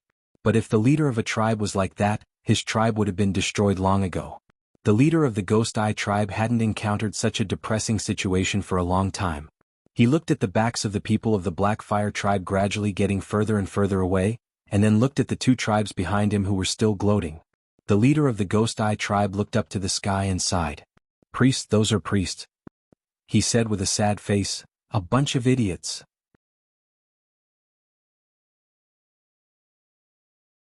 Chapter 291. After safely leaving the sand dune and the battlefield, the warriors of the Black Fire tribe led Lu Qin and Atsu into the depths of the wilderness. Along the way, the atmosphere of the entire team was very stiff. Every time, there would be malicious gazes directed at Lu Qin, as if they wanted to devour this weak human. Lu Qin was relatively calm about this. Perhaps he was just hiding his true thoughts in his heart. However, Atu's reaction was much more direct. He was very sensitive to the hostile gazes around him. Every time someone looked at him, he would grit his teeth and stare back angrily. He looked like he was about to devour someone. Strangely, despite Atsu's ferocious demeanor, the barbarian warriors were not angry at all. They looked at Lu Qin with disgust, but when they saw Atsu, their expressions changed. Most of them were actually appreciative. Some even pointed at Atsu and nodded, praising the ferocity of this black wolf. It could be considered as the best demon beast in the wilderness. It was a pity that the heavens were blind, and such a good beast had been taken in by a piece of trash. While saying such contemptuous words and glancing at the disdainful gazes, everyone revealed a look of regret and pain. This caused Lu Qin to be speechless as he quietly observed the situation around him, and at the same time secretly pondering how to escape. After walking for about 2 hours, the Black Fire tribe's team rested in a boxwood forest unique to the wilderness. This type of boxwood had a very strange appearance. At first glance, it looked very haggard and the branches were also bare. At most, there were a few yellow leaves and it looked like it was about to wither. But in fact, this kind of tree could survive in this desolate wilderness for thousands of years with this pitiful appearance. During this break, Huoyan and Lu Chen had a conversation. Huoyan asked about Lu Chen's background, and Lu Chen asked about where they were taking him. Huoyan was probably not used to conversing with Lu Chen in such a polite manner, especially since Lu Chen did not answer him honestly. Instead, he asked many questions in return. There were a few times when Lu Chen clearly felt that the burly and fierce barbarian had the urge to go berserk, roar and punch and kick to increase his power. Judging from the way the surrounding barbarian warriors quietly retreated, Lu Chen's feeling seemed to be right. But for some unknown reason, Huoyan, this seemingly violent and ferocious barbarian, actually managed to suppress his violent temper in this first formal conversation with Lu Chen. Not only did he not touch a single hair on Lu Chen's head, he even answered all of Lu Chen's questions. From this, Lu Chen learned that the Blackfire tribe was indeed a great tribe with a glorious history. In the vast wasteland of the southern border, among the countless barbarian tribes, only 7 of the strongest tribes had ever produced a supreme expert like the shaman. Without exception, all of them had mastered the most powerful source of power in the southern barbarian witchcraft. And the Blackfire tribe was one of them. The shaman that once appeared in the Blackfire tribe was respectfully called the Fire Shaman. When Lu Chen heard the words Fire Shaman, his heart was filled with an indescribable feeling of absurdity. It was as if he suddenly saw fate smiling evilly at him. However, his many years as a shadow allowed him to hide this strange and indescribable feeling in his heart, not revealing it. And when Huoyan asked him about his origins, Lu Chen did not hesitate too much. He very naturally and smoothly told the barbarian leader that he was adventuring in the disorienting lands a few days ago, and accidentally found a dilapidated village in the depths of the disorienting lands. Of course, there was a barbarian village inside, and he coincidentally obtained the Vulcan's staff at that time. When Lu Chen said this, he also recalled the layout of the village to Huoyan, as well as some of the totems and patterns that he remembered being drawn all over the village. When he heard this, Huoyan was so excited that he could not help but stand up. Not only him but the surrounding warriors also gathered around, their faces filled with disbelief. Some of them were so excited that their bodies were trembling slightly. Unfortunately, Lu Chen did not give these barbarian warriors too much hope. He very definitely told them that everyone in the village had died. And in a moment of compassion, he took care of and fed the dying old shaman a few mouthfuls of water. The old shaman gave him half a wooden staff and said that it was called the Vulcan's staff. He asked him to bring it back to the southern wilderness and return it to the Vulcan. Halfway through his speech, Huoyan and the surrounding barbarian warriors of the Blackfire tribe were so excited that they could not control themselves. The original suspicion on their faces had disappeared in an instant.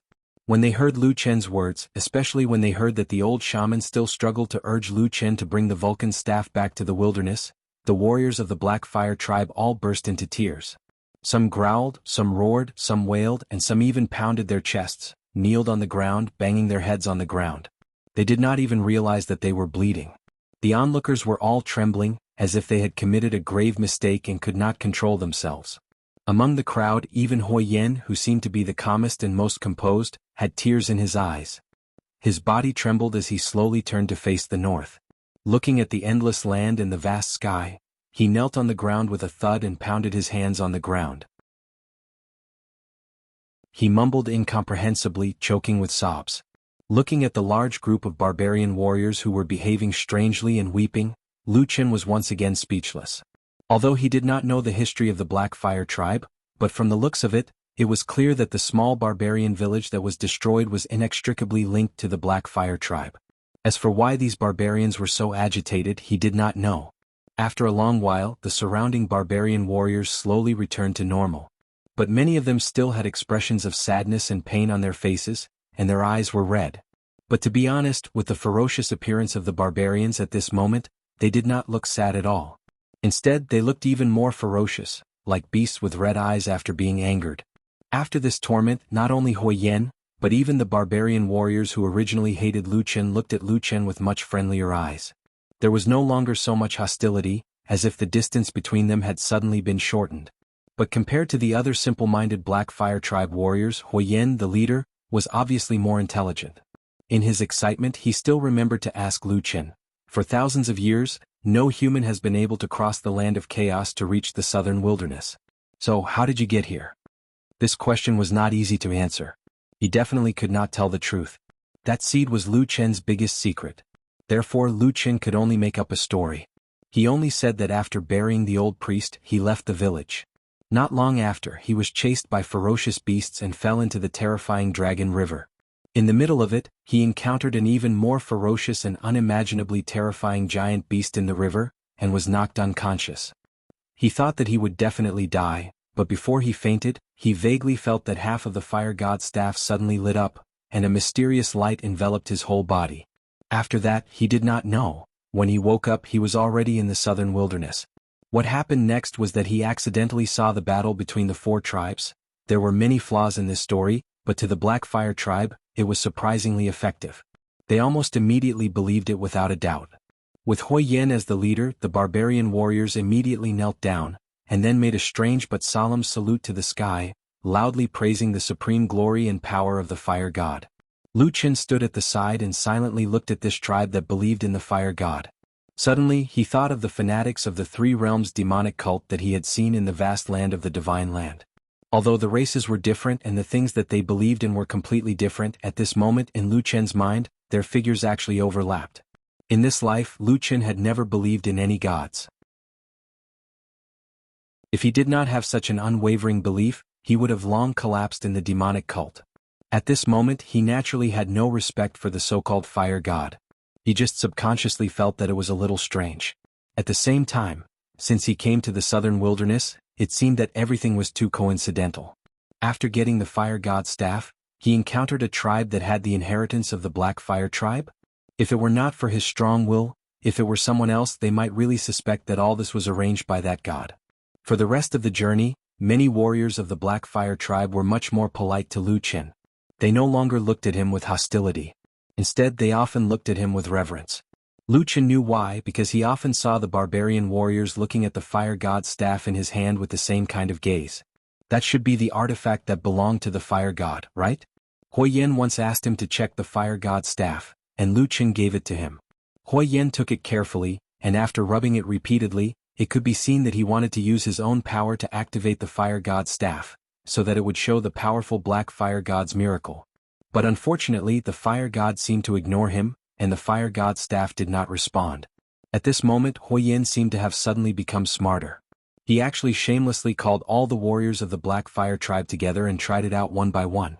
The Black Fire tribe was the tribe that admired the fire god the most. They were the direct descendants of the fire god's power, so there would definitely be people that were favored by the fire god. No one said anything about this. However, in this subtle atmosphere, if there really was someone who was favored by the fire god, that human seemed to be dispensable after completing the mission of returning the fire god.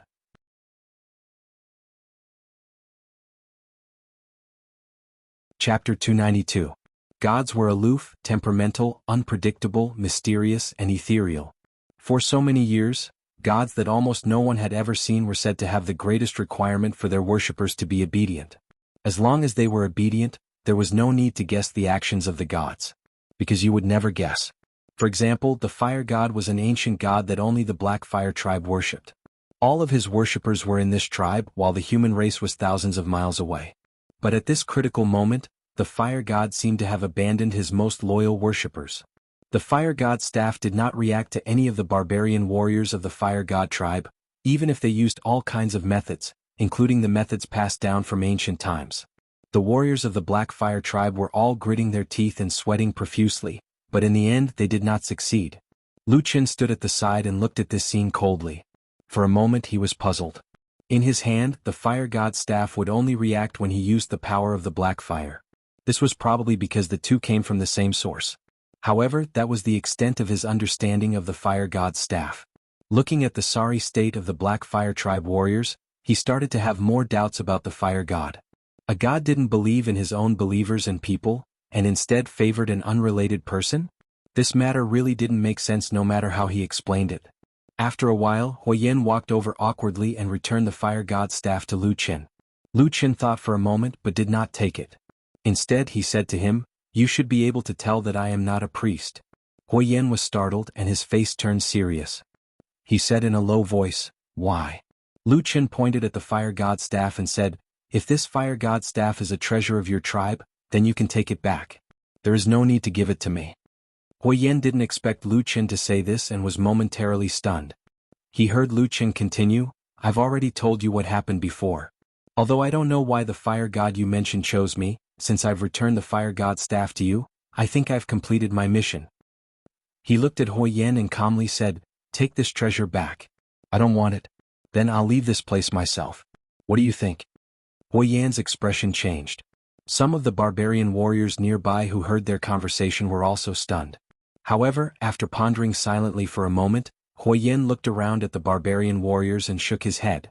He stuffed the fire god staff into Lu Chen's hands and said, this won't do. Since the fire god has chosen you, he must have his reasons. As he spoke, he turned to the surrounding black fire warriors and said loudly, I've thought about it.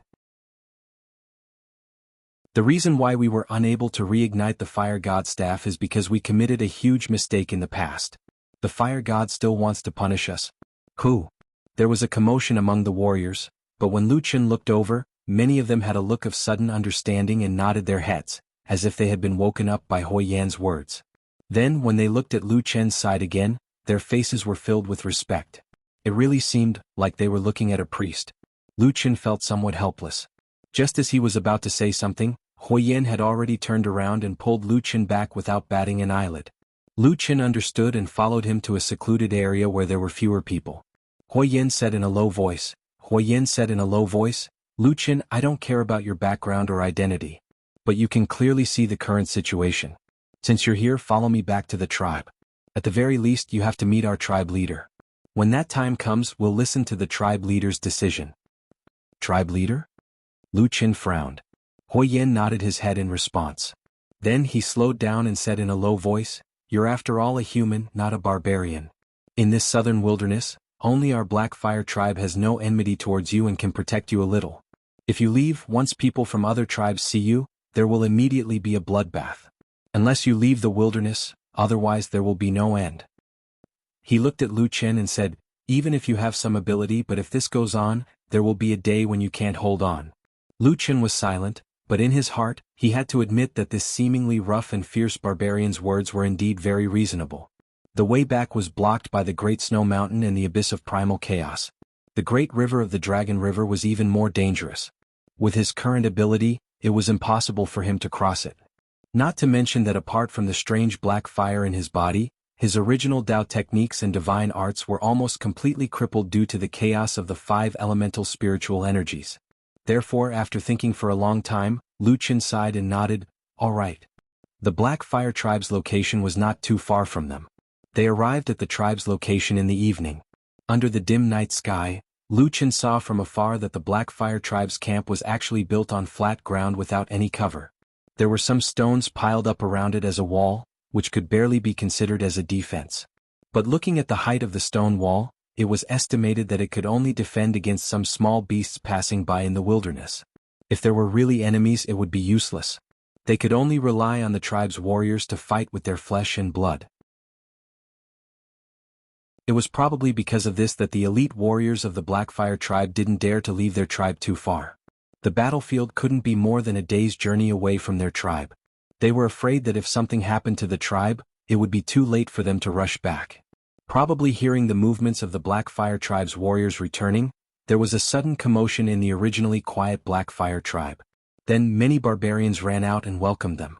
Suddenly there were cheers and shouts at the entrance of the camp.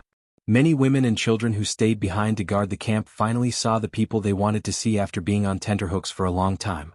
For a moment, there were all kinds of hugs and laughter, showing that even the fierce and barbaric barbarians had a human side.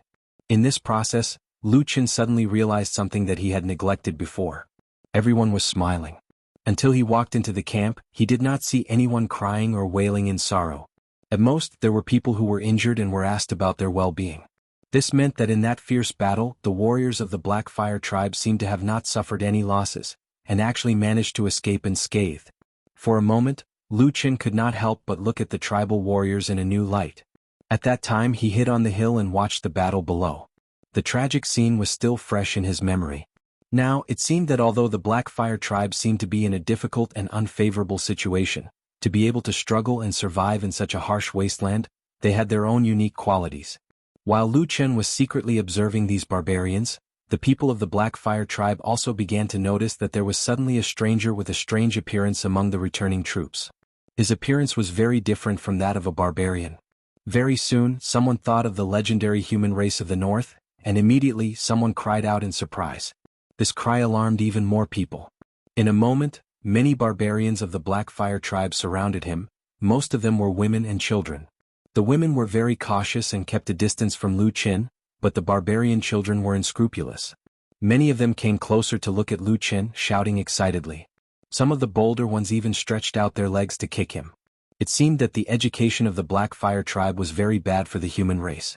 There were even some who pulled out palm-sized knives and stabbed at him while screaming.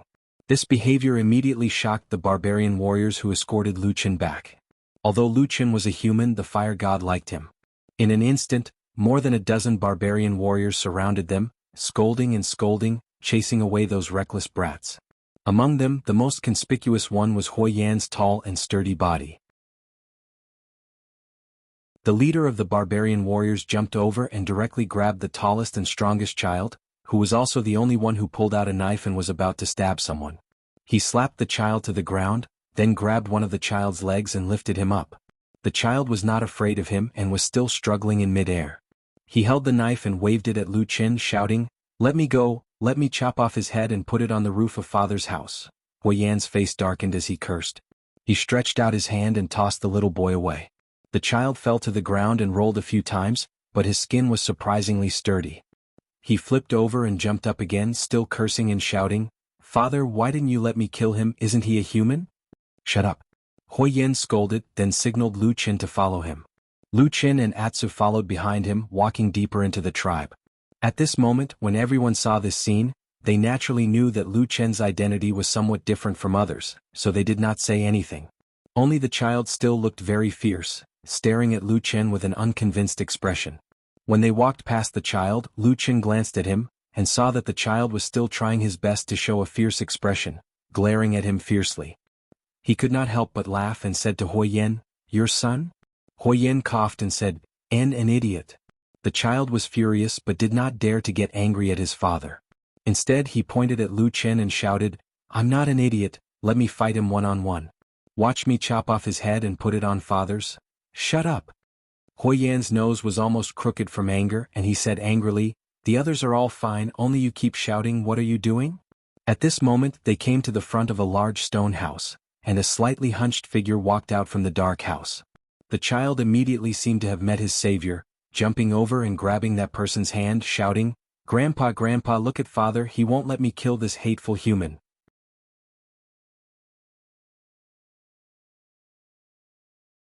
Chapter 293. Lu Chen raised his eyes and looked at the old man. At first glance he felt that he looked somewhat familiar. Of course, it was absolutely impossible for him to have met this old barbarian who had spent his entire life in the southern wilderness. After carefully sizing him up for a moment, Lu Chen knew where that strange feeling came from. From the outline of his face, the old barbarian's facial features were somewhat similar to Hoi Yan's. However, Hoi Yan was in the prime of his life, and his energy, chi and spirit were all at their peak, giving off a ferocious and valiant aura.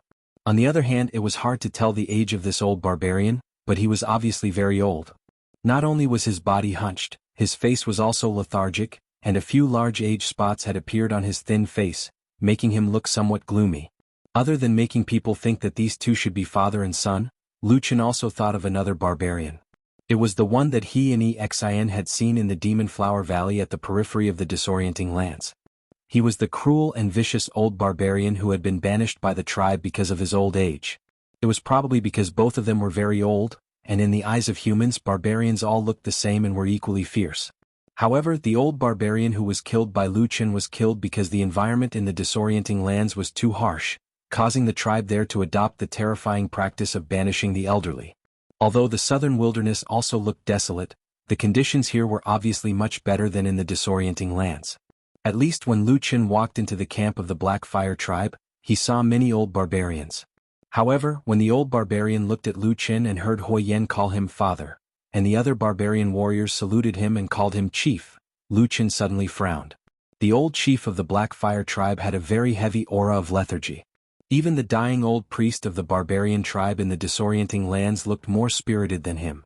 Human. Although the old barbarian looked very old, when his grandson grabbed his hand, he still showed a happy and gratified smile. However, after listening to the boy's complaint, the old barbarian raised his head and looked at Lu Chen. His expression immediately changed, and a look of shock appeared on his face as he let out a cry. Hui Yan, who was at the side, walked forward and whispered a few words into the old tribe leader's ear. The old barbarian was startled for a moment, but it seemed that he valued Hui Yan's son very much. After hesitating for a moment, he nodded and agreed.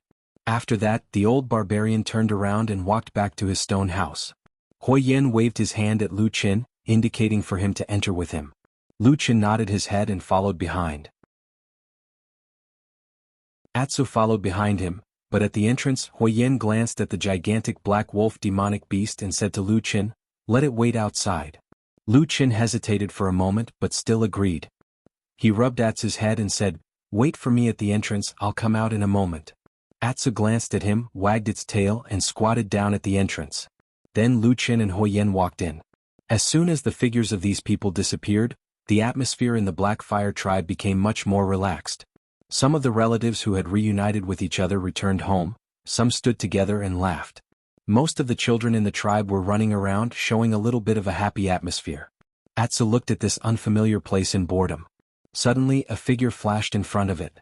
It was the boy who had spoken the loudest just now, Hui Yan's son. He stood in front of it with a scrutinizing look on his face. He looked at this gigantic demonic beast, which was rarely seen in the wilderness, with a hint of curiosity and passion in his eyes. Atsu snorted and barked a few times. He lifted his head warily and looked at the young berserker. After entering the stone house, Lu Chen looked around and found that the furnishings in the house were extremely simple. There was a wooden bed, a stone cabinet and a piece of animal skin. That seemed to be all. In the middle of the house there was a pit. There were a few charcoal fires burning in the pit, and 3 wooden supports were propped up on top of it. A black clay pot hung from it. From time to time, there would be a crackling sound coming from the pot. It was unknown what was being burned. This was the place where the tribe leader lived, but it was already so simple. It was easy to imagine the situation in other places. It seemed that the Black Fire tribe was not in a good situation. However, neither the old barbarian tribe leader nor Hui Yan had any reaction to this. They were probably used to it. After entering the house, the old tribe leader sat down at one end of the fire pit. Hui Yan let Lu Chen sit on the other side, and then he knelt down beside the old tribe leader. He began to tell the tribe leader, who was also his father, in detail about the beginning and process of this matter. During this time he even motioned to Lu Chen and asked for the fire god's staff, handing it over to the old tribe leader for him to see. Lu Chen was silent, but his eyes were secretly observing the 2 barbarians.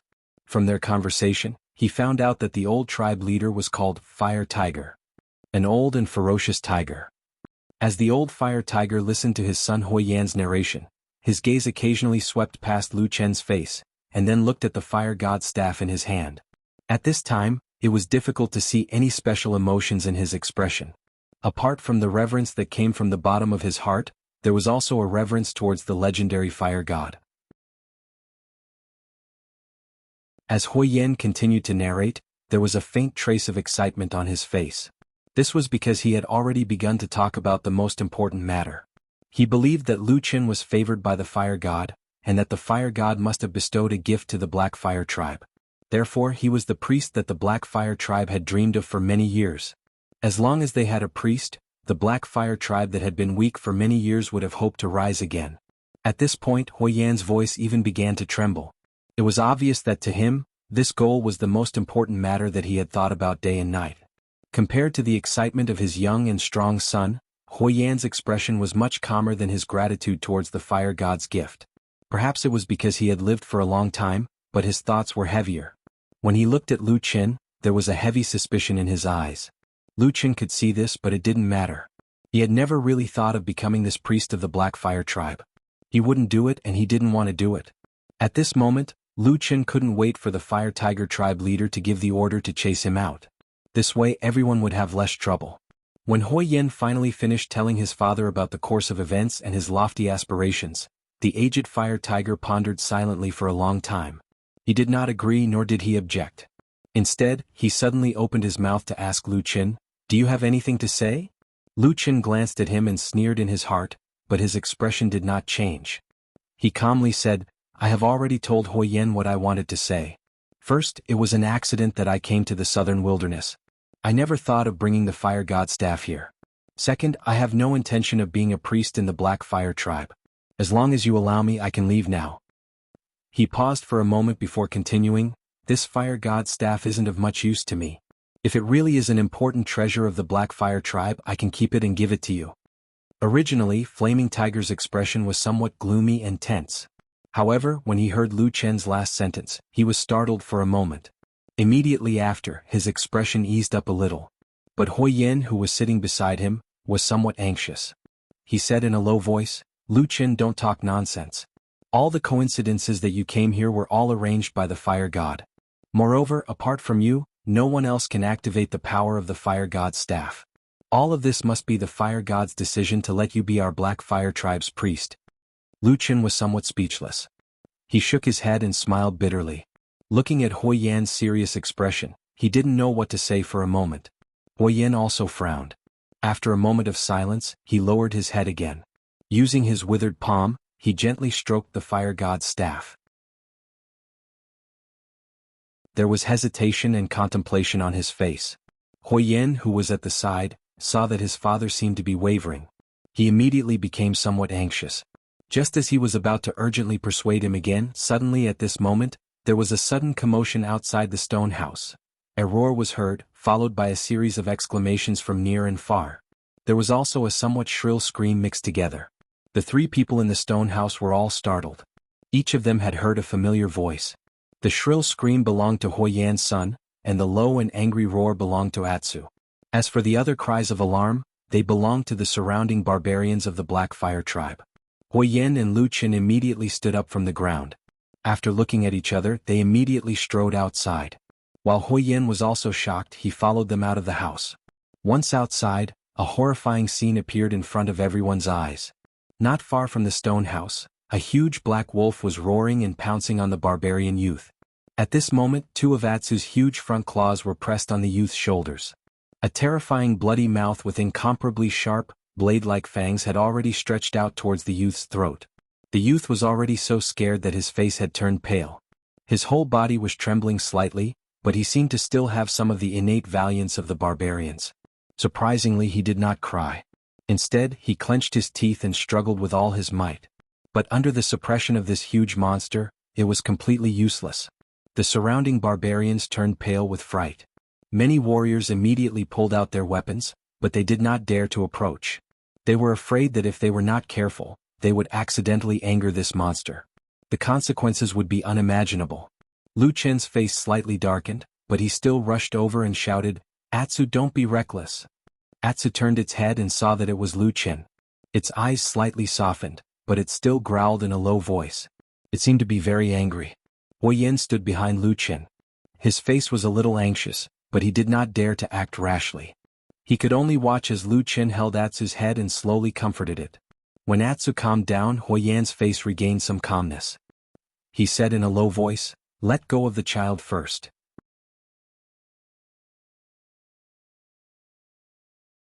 Chapter 294. Lu Chen glanced at him, then nodded. He held Atsu's head in his arms, hugged it tightly and then slowly pulled it back. Atsu let out a low growl, seemingly unwilling, but seeing that Lu Chen's expression was especially resolute, it hesitated for a moment, then finally followed Lu Chen's lead and slowly retreated. Even its front paws slowly left the youth's shoulder. The surrounding Black Fire tribe members all widened their eyes, their expressions nervous. The youth didn't even dare to breathe loudly, afraid that he would suddenly startle this huge beast, and in the blink of an eye, it would be a bloody disaster. Seeing the huge black wolf slowly retreat a few feet under Lu Chen's advice, Hui Yan, who had been waiting on the side for a long time, suddenly rushed forward and pulled the youth up from the ground. Then, with a clean and neat roll, in the blink of an eye, they were already several feet away from the huge black wolf. The surrounding Black Fire tribe members immediately let out a cry of relief. Then, 7 or 8 warriors immediately held their swords and stood between the two sides, fiercely looking at Lu Chen and Atsu. Lu Chen frowned but didn't say anything. On the other side, Hua Yen pulled the youth up, and the chief Hua Hu also came over. The two looked at the boy with concern and asked in unison, "Hua Ying, are you all right?" The barbarian youth called Hua Ying suddenly jumped up from the ground. The original fear on his face disappeared, and was replaced with shame and anger. He pointed at Atsu and shouted, "Dad, kill it, kill it." Lu Chen's expression suddenly darkened and Hua Yen frowned. Before he could say anything, Hua Ying had already run to Hua Hu's side, grabbed his hand and shouted, "Grandpa, this black wolf wants to kill me, it wants to kill me. I definitely won't let it go, kill it." "Ever since it entered the Black Fire tribe, it didn't provoke anyone but you?" The one who spoke was Lu Chen. His eyes were cold as he asked. Hua Yen frowned. He turned around to look at his son and asked, "What happened when we entered the house?" The fire hawk froze for a moment, then shook its head with a resolute expression, shouting, "I just saw that this black wolf looks pretty good and I somewhat like it. I wanted to take it as a mount, but I didn't do anything else. Who knew that this beast would be so ferocious and almost killed me? If it wanted to kill you, you would be a dead man by now," Lu Chen said coldly. The fire hawk was speechless for a moment, and then he flew into a rage. He pointed at Lu Chen and roared, "You lowly human, how dare you speak to me like this? Kill him, kill him." As he spoke, he shouted at the barbarian warriors around him, as if he was used to ordering others around. The strong barbarian warriors standing at the side looked at each other. Most of them didn't move, but secretly glanced at Hua Yen and Hua Hu. Only one or two tall and simple-minded men let out a roar, drew their blades and ran out. "Stop!" A shout came from Hua Yen, stopping the two. Then he looked to the side with a dark face at the other people of the Black Fire tribe and said loudly, "Did you all see what happened just now? Was it just like what the Fire Hawk said?" The barbarians of the Black Fire tribe that he looked at, whether they were the warriors, the old, the weak, the women, or the children, none of them responded. Some of them even looked a little embarrassed. Hua Yan's face darkened even more. He pointed at a tall barbarian warrior with especially thick arms and shouted, "Tai Xiong, you speak." The warrior called Tai Xiong rolled his eyes, looked at the Fire Hawk, then looked at Hua Yen and said in a muffled voice, "It was Little Hawk who liked this black wolf and wanted to tame it. But the black wolf was too wild and refused. Little Hawk used the method we usually use to deal with wild wolves. He used a knife to stab it, but he was careless and was knocked down by the wolf." Hua Yen was furious. He turned to the Fire Hawk and scolded, "This black wolf has an owner, why did you touch it?" The Fire Hawk was a little scared after being scolded by Hua Yen. He shrank back a little, but an old hand reached out and hugged him, patting his shoulder comfortingly. It was his grandfather, Hua Hu. Hua Yen leaned on his grandfather and his courage grew a lot. He straightened his neck and shouted, "That's just a lowly human. Sooner or later we will kill him. Also, such a good black wolf is rare in the entire wasteland. Of course we will take it into our tribe. If we can tame it in the future, it will be a great help to us." Nonsense. Hua Yen was so angry that smoke was coming out of his 7 orifices. He took 2 steps forward and was about to slap him. But at this time, Hua Hu frowned and suddenly stretched out his hand to stop him.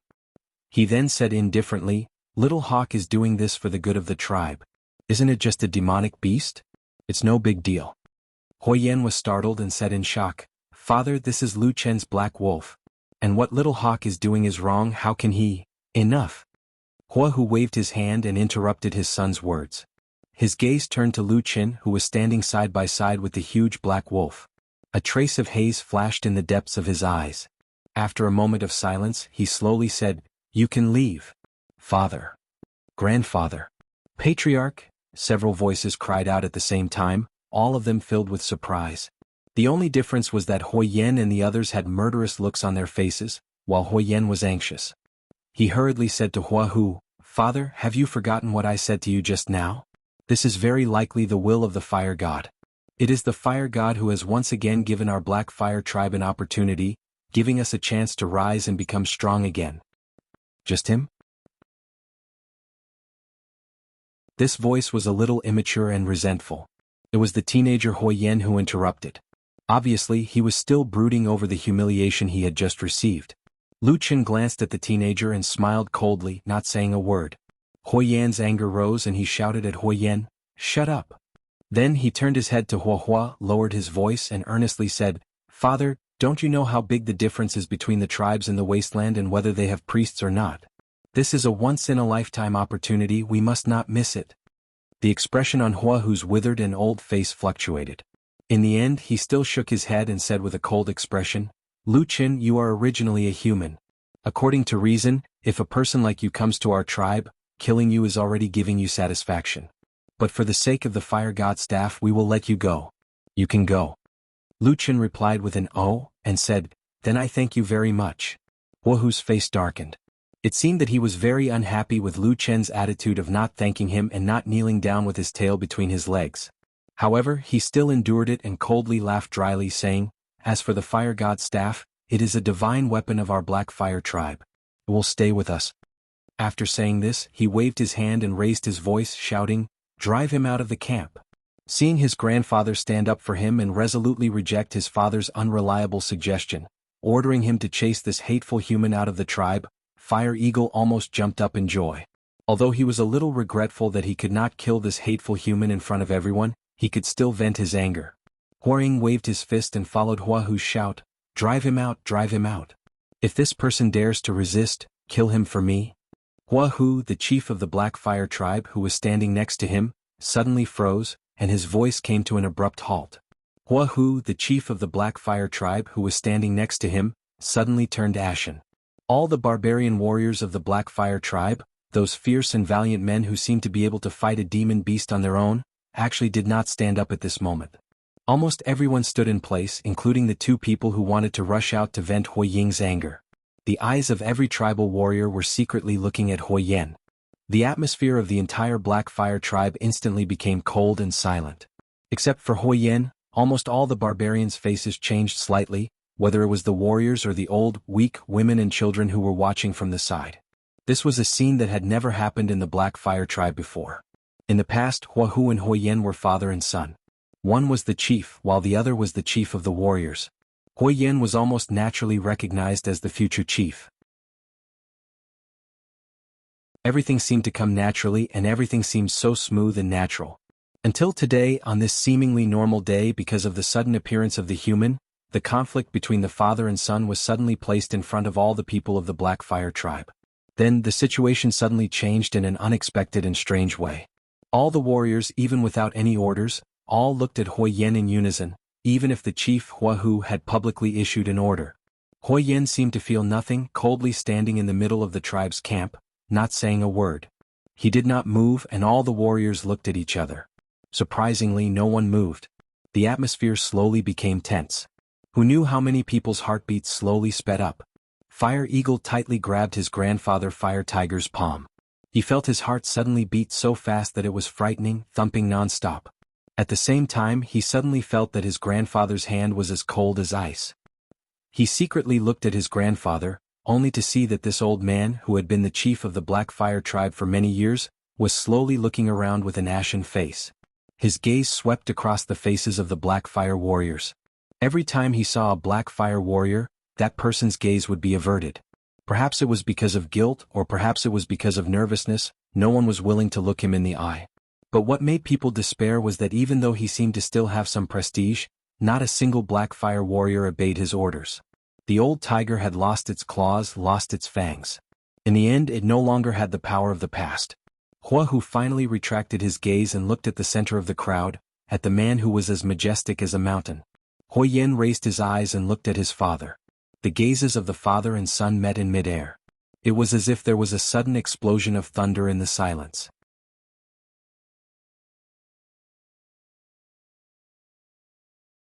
Chapter 295. Hui Yan's tall and sturdy body was like a small mountain standing in the middle of the Black Fire tribe. At this moment, countless gazes were fixed on him. Everyone held their breath. Everyone had a feeling that this man's next decision and action might decide the future of the Black Fire tribe. This was a sudden situation that no one had expected. Hui Yan's uncharacteristic silence also intensified the tense atmosphere. Father and son, the old chief and the young chief, seemed to be confronting each other. After an unknown amount of time, Hui Yan's body suddenly moved. The surrounding people of the Black Fire tribe were startled. Then they saw Hui Yan stride forward, still maintaining his silence. His eyes looked forward, but he was slowly walking towards the old Hua Hu. At this moment, countless Black Fire tribe barbarians changed their expressions. Even the brave warriors became nervous. Among them, the one who had the most drastic change in expression was Huaying. Hua, whose grandson, Huayan's son, and regarded as the third-generation chief of the Black Fire tribe, had a look of terror on his face. With a loud shout, he stood in front of his grandfather, Huahu, and opened his arms to look at his father. He cried out in fear, "Father, are you crazy? What do you want?" The southern wilderness was a harsh place. Most of the barbarian tribes that lived here didn't have a good time. The warriors of each tribe were famous for their fierceness. But this didn't mean that these barbarians were all simple-minded, united, and friendly people. The killing between the barbarian tribes was extremely cruel, and it was not uncommon for the same tribe to kill each other. Not to mention fighting within the same tribe, even killing between blood relatives was common. Compared to the other tribes that had internal strife, the Black Fire tribe had always been united for many years. After all, ever since they fled back to the wilderness after the 1,000-Year War, the tribe had been weak. Now, they could only struggle and live at the bottom of the wilderness. They did not have the capital to fight amongst themselves. If they did not unite, they would have been completely exterminated long ago. However, was this situation going to change today? As Huayan's heavy footsteps came closer and closer, Firehawk felt more and more pressure. Ever since he was young, he had worshipped and revered his father. Especially after his mother's early death, Huayan's nurturing of his son was completely from the perspective of a tribal warrior. Firehawk's greatest wish was to be qualified to take over his father's position in the future and lead the Black Fire tribe to continue surviving in the southern wilderness.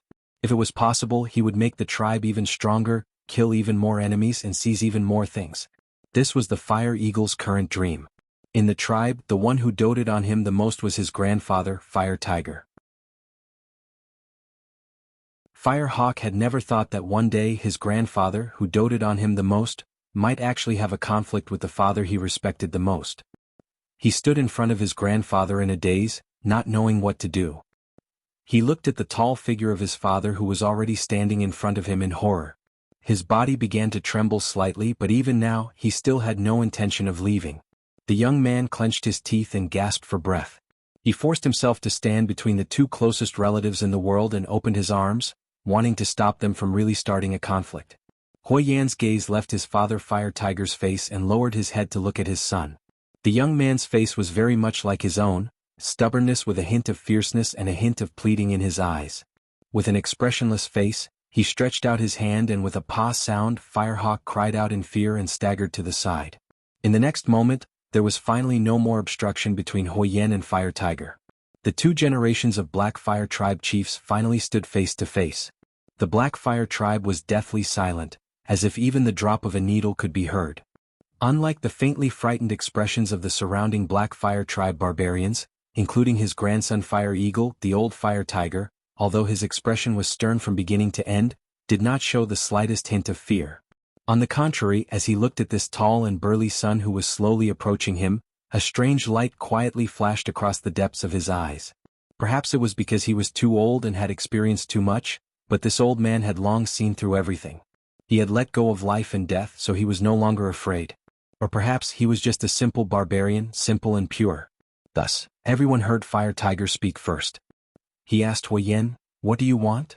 Huayan looked straight into his father's eyes. At that moment, his heart seemed to suddenly throb. Many years ago, when he was also a young man, he looked up to his father just like Fire Eagle did now. Perhaps even his childhood wish was exactly the same. But who could imagine what would happen many years later? Even barbarians could not predict their lives. Huayan lowered his head slightly. After a moment, he said in a low voice, "Give me the Fire God's staff." Fire Tiger's expression finally changed. He stared at Huayan for a moment, then handed over the Fire God's staff. At the same time, he said indifferently, "What, you want the position of tribe leader?" In the barbarian tribe, other than the priest who was known as the soul of the tribe or the higher-ranking shaman, the most important people in the tribe were usually the tribe leader and the chief. The tribe leader was the leader of the tribe, overseeing the overall situation. The chief was usually the commander of the tribe's warriors, leading the warriors to fight to the death. He was the strongest military commander in the tribe, and his position in the tribe was only below the tribe leader. For many years, the tradition of the Black Fire tribe had been passed down by the son after the death of the father. The father was the tribe leader, and the son became the chief of the warriors. Under the gaze of all the Black Fire Tribe barbarians, Huoyen reached out and took the Fire God's staff. The half of the staff, known as the Fire God's divine weapon, lay quietly in his palm. He looked at his father, Fire Tiger, and shook his head, saying, "You think too much." He paused for a moment, then said, "I will send him away." After saying these two sentences, the tall and majestic barbarian turned around and strode in front of Lu Chen, saying, "Let's go." Lu Chen had seen everything that had happened between the father and son. At this moment he could not understand what Huoyen was thinking. But no matter what, leaving the Black Fire Tribe was obviously a good thing for him, so Lu Chen did not hesitate and agreed. Then he brought Atsu and followed behind Huoyen, slowly walking out of the Black Fire Tribe's camp. At this moment the people of the Black Fire Tribe seemed to be able to catch their breath. Suddenly there was an uproar and many people began to whisper among themselves. At the same time, there were many people who secretly glanced at Huoyen. Huoyen turned a blind eye to these gazes. His pair of old and muddy eyes only stared at the backs of Huoyen and Lu Chen. Even when Huoying came over to support him, Huoyen did not have much of a reaction. Huoying was a little scared and called out in a low voice, "Grandpa?" Huoyen suddenly grabbed Huoying's hand tightly. Huoying's body trembled, and he suddenly sucked in a breath of cold air. He suddenly realized that this seemingly old grandfather of his was shockingly strong. And just as he was shocked, he heard a low and hoarse voice. It was Huoyen, using a voice that only he could hear, saying, "Follow him and watch carefully. Don't let your father leave." Huoying subconsciously agreed. Then Huoying let go of his hand, turned around and walked back to his stone house. The dark shadows swallowed his figure in the house, making people unable to see this old man for a moment. The surrounding barbarians of the Black Fire Tribe also began to slowly disperse. An internal strife that could have been a huge upheaval was resolved just like that. Everyone heaved a sigh of relief. Hence, no one paid any more attention to the Fire Hawks. Huoying lowered his head, and while no one was paying attention, he began to walk towards the entrance of the tribe's camp. At the same time, he suddenly thought of what his grandfather had just said. It was somewhat inexplicable, and he must have said something wrong. That human was very suspicious. Of course he couldn't let him go so easily. According to Huoying's idea, it would be best to kill him directly. But how could his father, Huoyen, leave? He was connected to the Black Fire Tribe by blood. Leaving so easily was impossible. The young Huoying laughed to himself.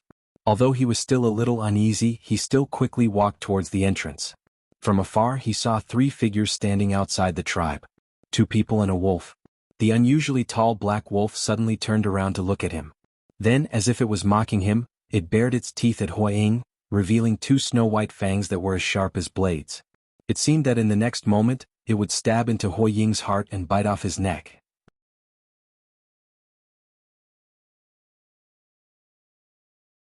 Chapter 296. The sky had unknowingly darkened, and the day was about to pass. The 2 people standing outside the Black Fire Tribe, Huoyen and Lu Chen, looked completely out of place. Their postures and expressions were completely different from each other. One of them was a ferocious, tall and ferocious-looking barbarian, while the other was a calm, reserved and composed human. Even Atsu, the huge black wolf demonic beast that was squatting beside Lu Chen, seemed to be more compatible with the barbarian Huoyen than with the human Lu Chen. The 2 looked at each other for a while and neither spoke.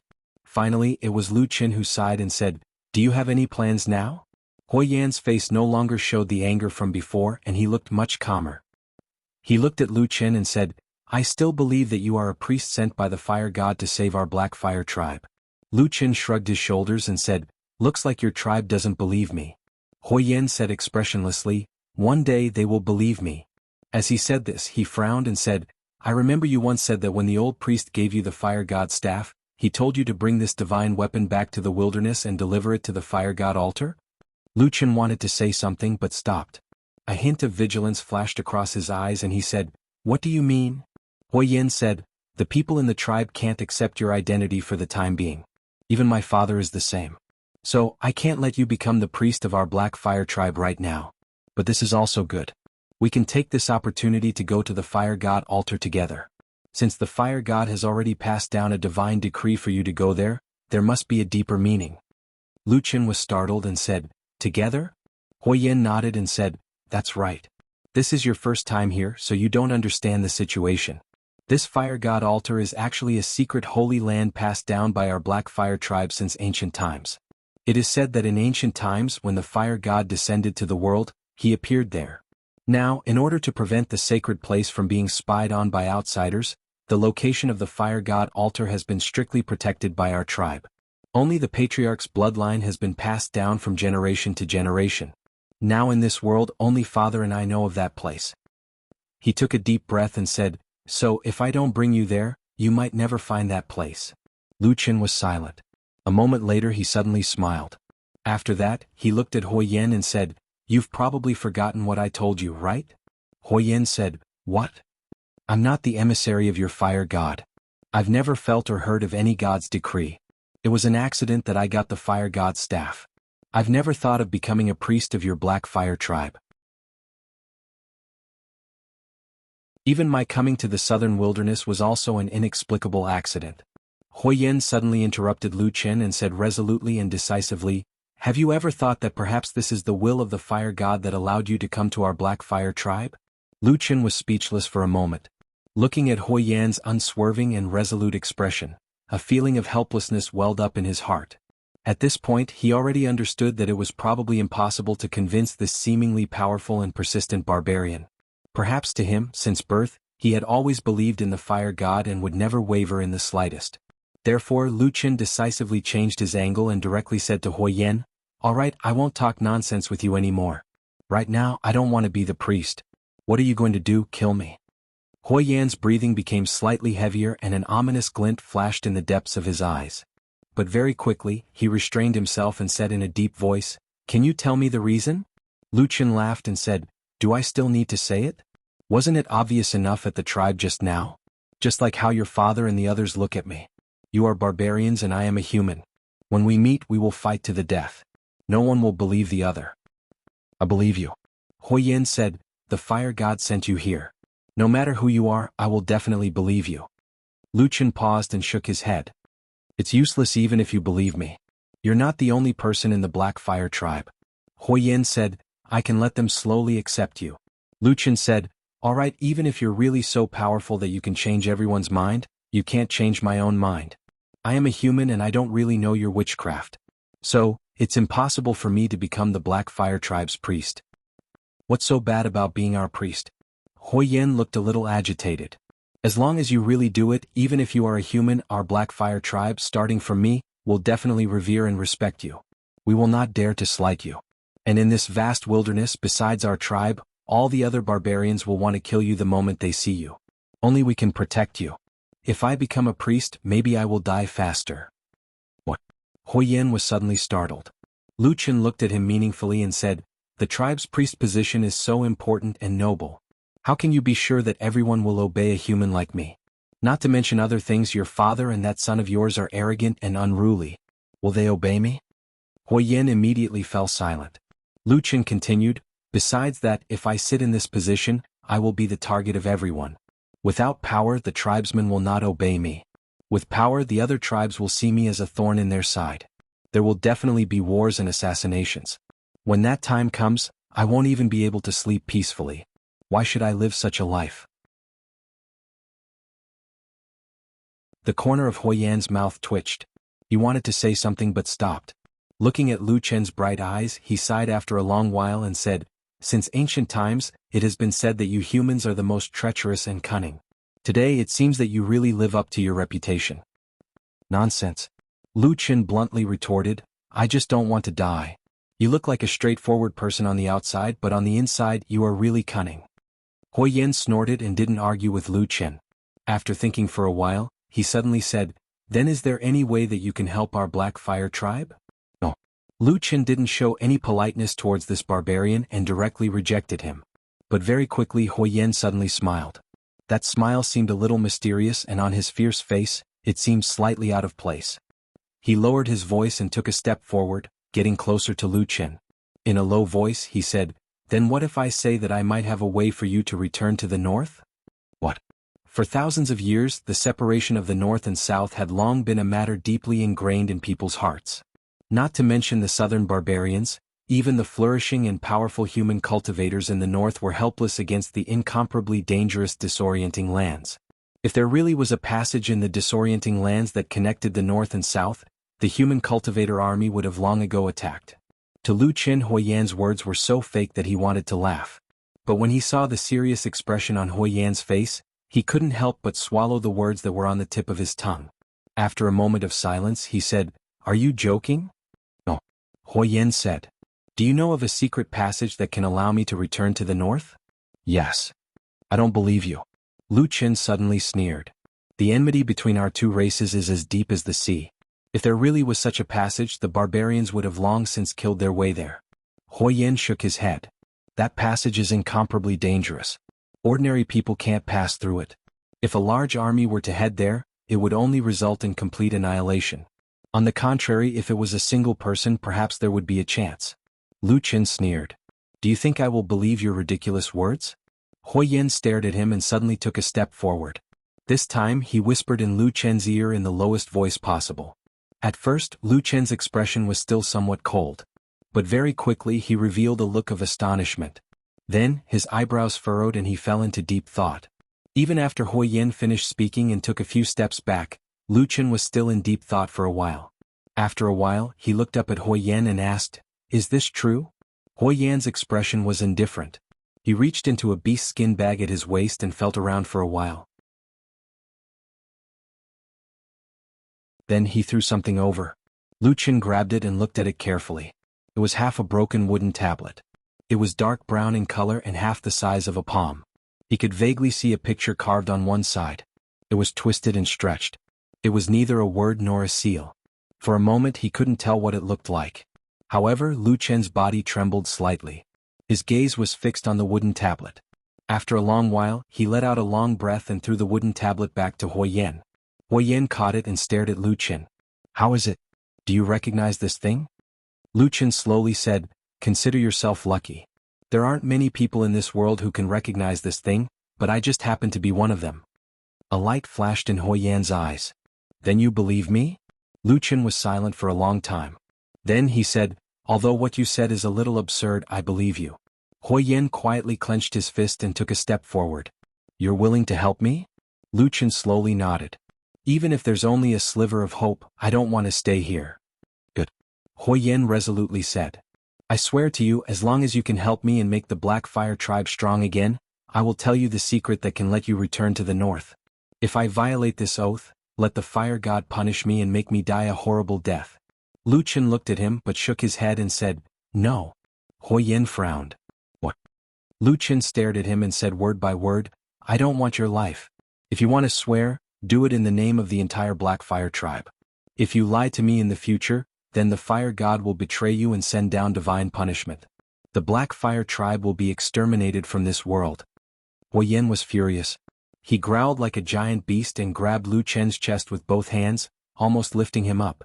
Beside him, Atsu also jumped up in fright. He bared his sharp fangs at Hou Yan and growled. Hou Yan ignored Atsu and looked at Lu Chen with a pair of bloodthirsty eyes. "You dare to curse the Black Fire tribe?" Lu Chen's face showed no fear. He only said lightly, "What, you don't dare to make this oath?"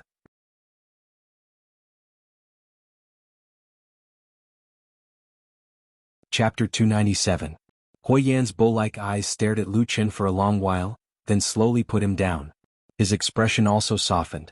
After a while he suddenly said, "I am only one person and not even the tribe leader. Even if I make such an oath, it may not necessarily be retribution to the tribe." Lu Chen nodded. "Yes, what you said makes sense." Hou Yan looked at him. "Then you still want me to make an oath?" Lu Chen calmly said, "It doesn't matter whether it counts or not. I just want to be at ease." Hou Yan stared at Lu Chen and Lu Chen stared back at him. Neither of them had any intention of avoiding each other's eyes. After a while, Hou Yan nodded, took 2 steps to the side, and knelt down on one knee facing the vast wasteland. One hand on his chest, the other pointing to the sky, he repeated the oath that Lu Chen had just said. At this moment, Lu Chen's expression finally changed. When he looked at the barbarian Hou Yan again, his gaze became a little more complicated. There was a bit of caution but also a bit of admiration. At the same time, the last ray of light in the sky finally disappeared. The sky darkened. "What do you plan to do next?" Lu Chen asked Hou Yan. Hou Yan said, "I will bring you to the fire god altar to see if the fire god has any orders." That place is quite far from here and it is very well hidden. It is also very dangerous. Without me you will not be able to find it. Lu Chen glanced at him. Just the two of us? Huoyan said, just the two of us. Lu Chen pointed at the tribe's camp in the darkness. Are you going to ignore them? Huoyan was silent for a while. With my father here, the tribe will not fall into chaos. In addition, we have just defeated the mountain spirit tribe, so there will not be any sudden wars in this period of time. Before he finished speaking, a figure suddenly rushed out from the darkness. It was Huoyan's son Huoying. The young man's face was filled with excitement as he ran in front of Huoyan, shouting, "Father, what are you doing?" The muscles on Huoyan's face twitched slightly. He took a deep breath and said in a low voice, "Son, I need to leave the tribe for a period of time. During this period of time, you have to help me lead the tribe. Don't be willful." "Why?" The fire hawk looked furious and incomprehensible. He pointed at Lu Chen and said, "Just for this human who suddenly appeared? Father, what's wrong with you today? Why do you seem like a different person all of a sudden?" Huoyan shook his head and said, "This is the will of the fire god. Son, everything I do is for our black fire tribe." The fire hawk let out a low roar, but looking at his father's determined expression, he seemed to know that he could no longer persuade him. He could only turn his head and glare fiercely at Lu Chen. If looks could kill, Lu Chen would probably be dead by now. Then the fire hawk clenched his teeth and ran back with large strides. He seemed extremely disappointed in his father. Lu Chen looked at the back of the young man and suddenly said, "Actually, what he said is somewhat reasonable. Anyone would feel that your decision is somewhat unimaginable." Huoyan silently looked in the direction that the fire hawk disappeared, as well as the blurry shadow of the black fire tribe's camp in the night. After a while he suddenly threw the fire god's staff to Lu Chen, then turned and walked into the distance. At the same time he said, "Let's go." Lu Chen caught the fire god's staff and turned it around in his hand. The smooth feeling made him feel somewhat familiar and intimate. He didn't know whether to laugh or cry. He casually leaned against his chest and the fire god's staff instantly disappeared. He then called out to Atsu and quickly followed Huoyan. As they walked, Huoyan intentionally or unintentionally glanced at Lu Chen's chest. A strange look flashed in his eyes, but in the end he didn't say anything. After walking like this for a while, Lu Chen suddenly asked him, "There's something I still want to ask you." Huoyan said, "Speak." Lu Chen said, "The entire Black Fire tribe doesn't believe me. You're just one person. With your status and identity, why would you take such a great risk and do something so reckless that you almost fell out with your tribe?" Huoyan silently walked forward. After a while he said in a low voice, "They can't see the danger." "What danger?" "The danger of the tribe's extinction." Lu Chen frowned. "What do you mean?" Huoyan's face darkened, then he slowly said, "Ever since the ancestors of the tribe escaped from the north 1,000 years ago, bad luck has been haunting our Black Fire tribe. This is because those ancestors committed a great sin and were punished by the fire god."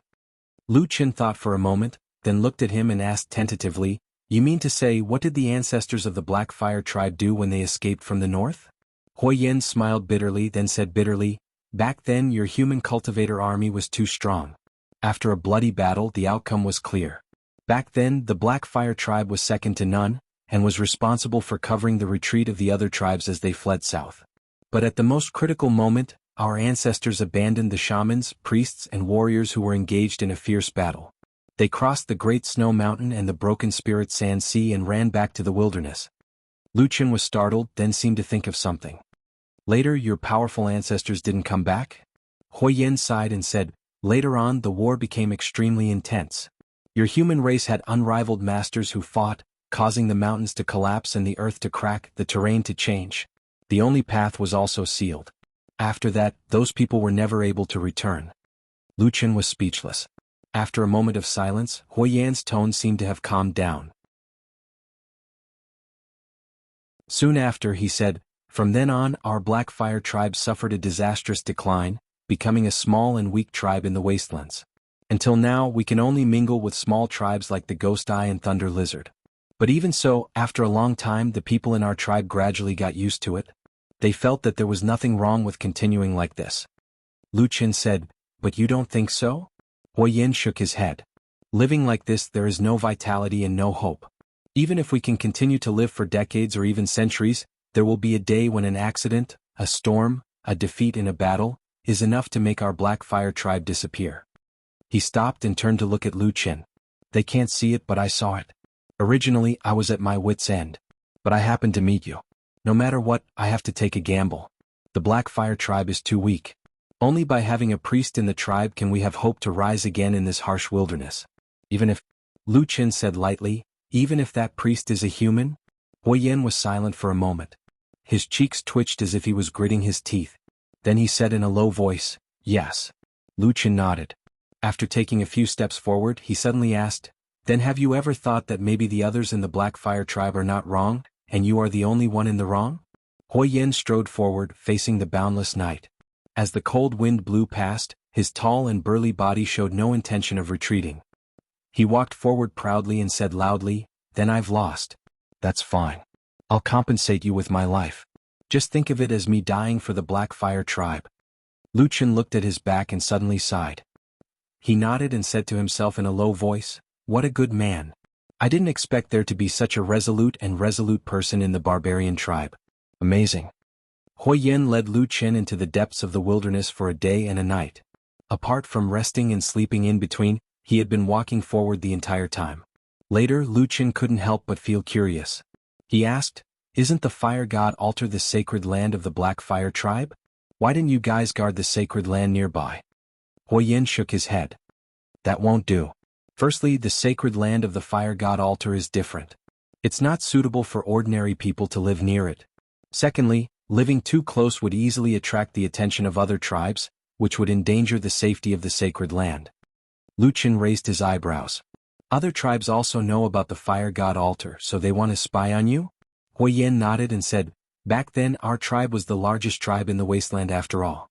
Therefore many people thought that there might be many treasures in our sacred altar. After the north and south were completely isolated, many people from the tribe tried to coerce and bribe us for this secret, but we rejected all of them. They didn't use any tricks. Of course they did. Huiyan said indifferently. Kidnapping, murder, interrogation, war. Our Black Fire tribe has experienced it all. Otherwise, our strength wouldn't have declined so quickly. Later on they used all kinds of methods, but they still didn't get any news. Therefore this matter gradually faded.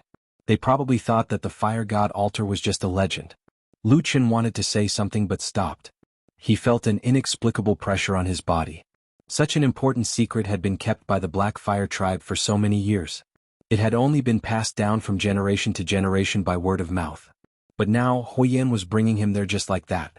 Part of this was because of the so-called fire god. Carrying a fire god staff was too attractive. But Huiyan, this barbarian's decisiveness, once again made Lu Qin exclaim in his heart. He raised his head to look at Huiyan. He thought to himself, this barbarian is probably the most gambler and craziest of all the barbarians in all these years. Just like that, they walked for 2 days, but they still hadn't reached the place that Huiyan had mentioned. However, on the second day when they were walking on the desolate wasteland, a gust of yellow sand and dust suddenly blew towards them. Then there was a shrill whistling sound as if someone was howling towards the sky, and also as if there was a magnificent army floating over from the depths of the wasteland in front of them.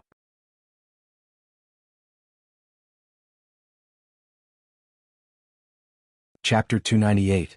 Huiyan's expression suddenly changed, looking somewhat nervous. He quickly laid down on the ground and stuck his ear to the ground to listen for a while. His expression immediately became ugly. Lu Qin also frowned and asked, what, is there trouble? Huiyan nodded and said, it could be a pack of wolves. There were packs of wolves in the wasteland, and these wolves were not ordinary wolves. They were all powerful demonic wolves that had advanced to the next rank. They often formed packs of 10 and wreaked havoc in the wasteland. Apart from not daring to attack the tribal camps or the barbarian settlements, there was almost nothing in the wasteland that the demonic wolves did not dare to attack. Wolf packs ate everything they could eat: wild beasts, demonic beasts, and even lone or small numbers of barbarian people. Demonic wolves were extremely powerful, fierce and agile. That was why a few dozen demonic wolves could run with the might of a magnificent army. It was extremely shocking. But Huiyan's expression was ugly as he looked at the yellow sand in front of him. He anxiously asked with a trace of doubt, shouldn't these wolves live near the plains in the south? Why would they come to the desert? Although a few dozen ferocious and powerful demon wolves gathered together had terrifying battle strength, they also needed a lot of food every day. Therefore, in this extremely barren and desolate area near the northern border, it was actually impossible to raise too many demon wolves. Most of the wolf pack's activity area was further south. In the past, Huoyin had walked along this route to the fire god altar, but he had never met a wolf pack except this time. Damn. What is going on? Huoyin cursed angrily. Lu Chen was still relatively calm. He said to him, if this wolf pack is really so strong, why don't we first run a distance and avoid them? Huoyin smiled bitterly and shook his head. His gaze was looking around as if he was looking for something. At the same time he said, it's useless. The wolf pack's sense of smell is extremely sharp. As long as we are targeted by them, we cannot escape unless there is a large river nearby. Other than yellow sand, there was only dry sand nearby. Of course, there would not be a large river like the Dragon River. Lu Chen thought for a while and said to Huoyin, I think we can run. Huoyin was startled and turned to look at him. Lu Chen patted Atsu's back and said very calmly, this black wolf of mine is especially good at escaping. Whether it's speed or endurance, it's definitely better than those demonic beasts, so I should be able to escape if I want to. But as for you... He paused for a moment, sizing up Huoyin, and then said with sincerity, you are so tall and burly and your footsteps are so loud, I don't need to ask to know how heavy you are. I can't bring you along to escape or else we will die together. Huoyin was speechless. He looked at Lu Chen and after a while he said, have you always been this straightforward with your words? Not really. I only do this when I'm in a life and death situation. All right. The two of them stood side by side, looking at the vast wasteland and the yellow sand that was being kicked up, listening to the soul-stirring sound that was getting closer and closer. Then they looked at each other. Huoyin frowned and said, why aren't you running? Lu Chen said, I feel that Atsu can bring me along and escape, but seeing how calm you are, I really want to see just how you will escape. Huoyin was silent for a moment and said, I have no choice. Lu Chen raised his eyebrows and said, oh, so you are waiting for death here? Huoyin sighed, but there was no fear on his face. Instead, a trace of helplessness appeared on his face as he said, this is the will of the heavens, there is nothing I can do. Lu Chen clicked his tongue twice and said while shaking his head, looking at you before, you have a great breadth of mind and spirit. You should be a rare heroic figure in the brute tribe. Logically speaking, this kind of matter shouldn't be too difficult for you. Huoyin snorted and said, thank you for thinking so highly of me, but it's a pity that I have ambition. But the fire god doesn't take pity on me. I am fated to die here. Heart higher than the sky, life thinner than paper. Lu Chen couldn't help but think of an old saying passed down from the human race. Although it was a little strange to use it on this fierce brute, the meaning was more or less the same. He shook his head and sighed, then looked at the yellow sand that was getting closer and closer. The mournful howls seemed to be right next to his ears. Is there really no other way? Lu Chen asked. Yes. Huoyin responded and said, looks like it's about time you should go. I am a black fire warrior after all, I have to fight before I die. As he said that, he slowly pulled out the giant axe that he was wearing.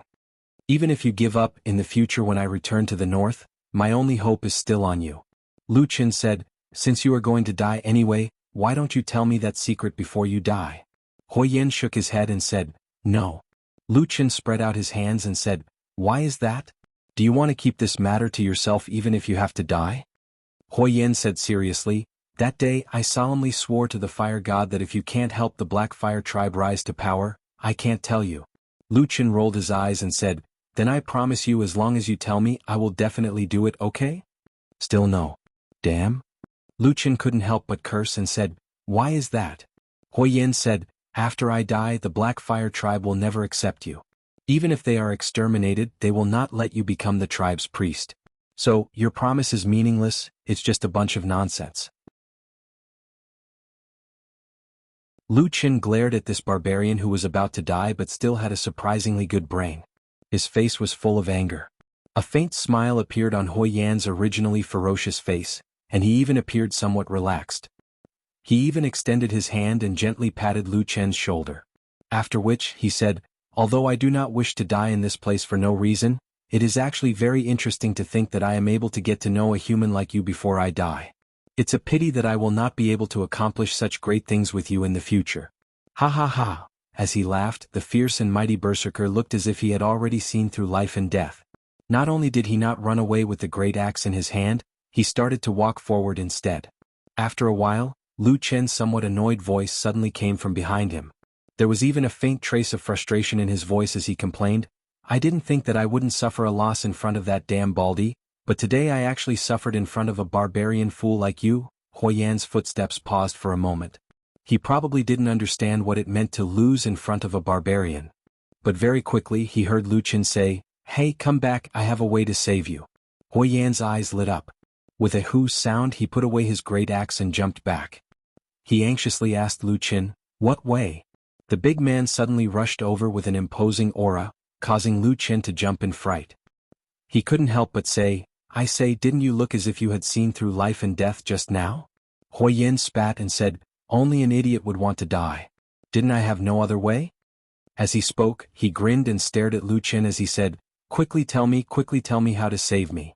Afterwards, he glanced at Atsu and said to himself, "Could it be that your accompanying demonic beast is really gifted? It can actually carry the two of us and escape?" "Of course not." Lu Chen sneered, then said seriously, "This is an absolute secret of mine. I can't easily reveal it to others. If it wasn't for you being so tight-lipped, and that this secret can only be known from you, I definitely wouldn't let you know. How about this? Make another vow that you will never reveal this secret of mine, even to those closest to you." Huoyan looked at him deeply and nodded. Then just like before he solemnly swore an oath to the fire god. Even the retribution of the oath was the same as before. Smoke and dust soared into the sky. The endless yellow sand was already rushing towards them, and the stench of blood was already faintly discernible. Lu Chen said, "You are really decisive.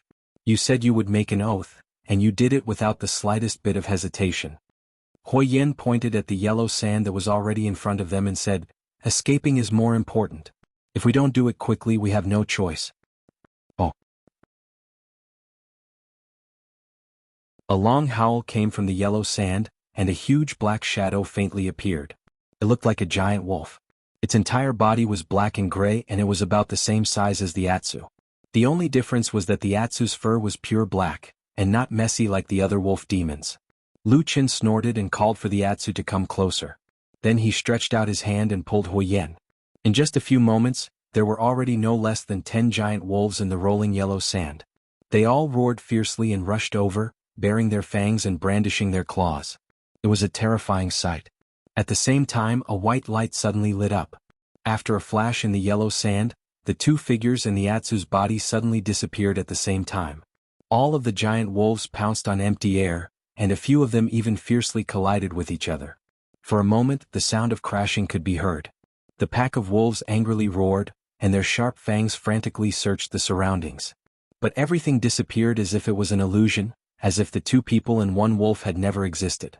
Only in an inconspicuous corner of the yellow sand on the ground, a small seed was covered by the rolling dust, rolling about in the terrifying claws of the pack of wolves, and then buried even deeper into the sand, never to be seen again. Needless to say, Lu Chen, Huoyan, and the Atsu all hid in the mysterious ancient tree hole. After the white light flashed in the silent tree hole, their bodies suddenly fell to the ground. Then Huoyan was the first to jump up, holding the giant axe in his hand tightly. His eyes revealed a trace of vigilance as he looked around. "Don't worry, there's no danger here." Lu Chen's somewhat unhappy voice came from behind him. Different from Huoyan, Lu Chen and the Atsu had already adapted to the situation here. At this moment they were lazily sitting up. Huoyan looked around again and after confirming that there was nothing dangerous, he let out a sigh of relief. He grinned and looked towards Lu Chen. Just as he was about to open his mouth to speak, his expression abruptly changed. Before he could even utter a single word, his eyes suddenly rolled back into his head, and he actually directly fell to the ground. With a bang he seemed to have fallen unconscious.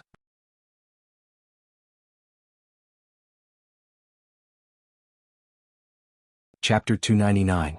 Lu Chen and Atsu, who were about to stand up in a relaxed manner, suddenly froze at the same time.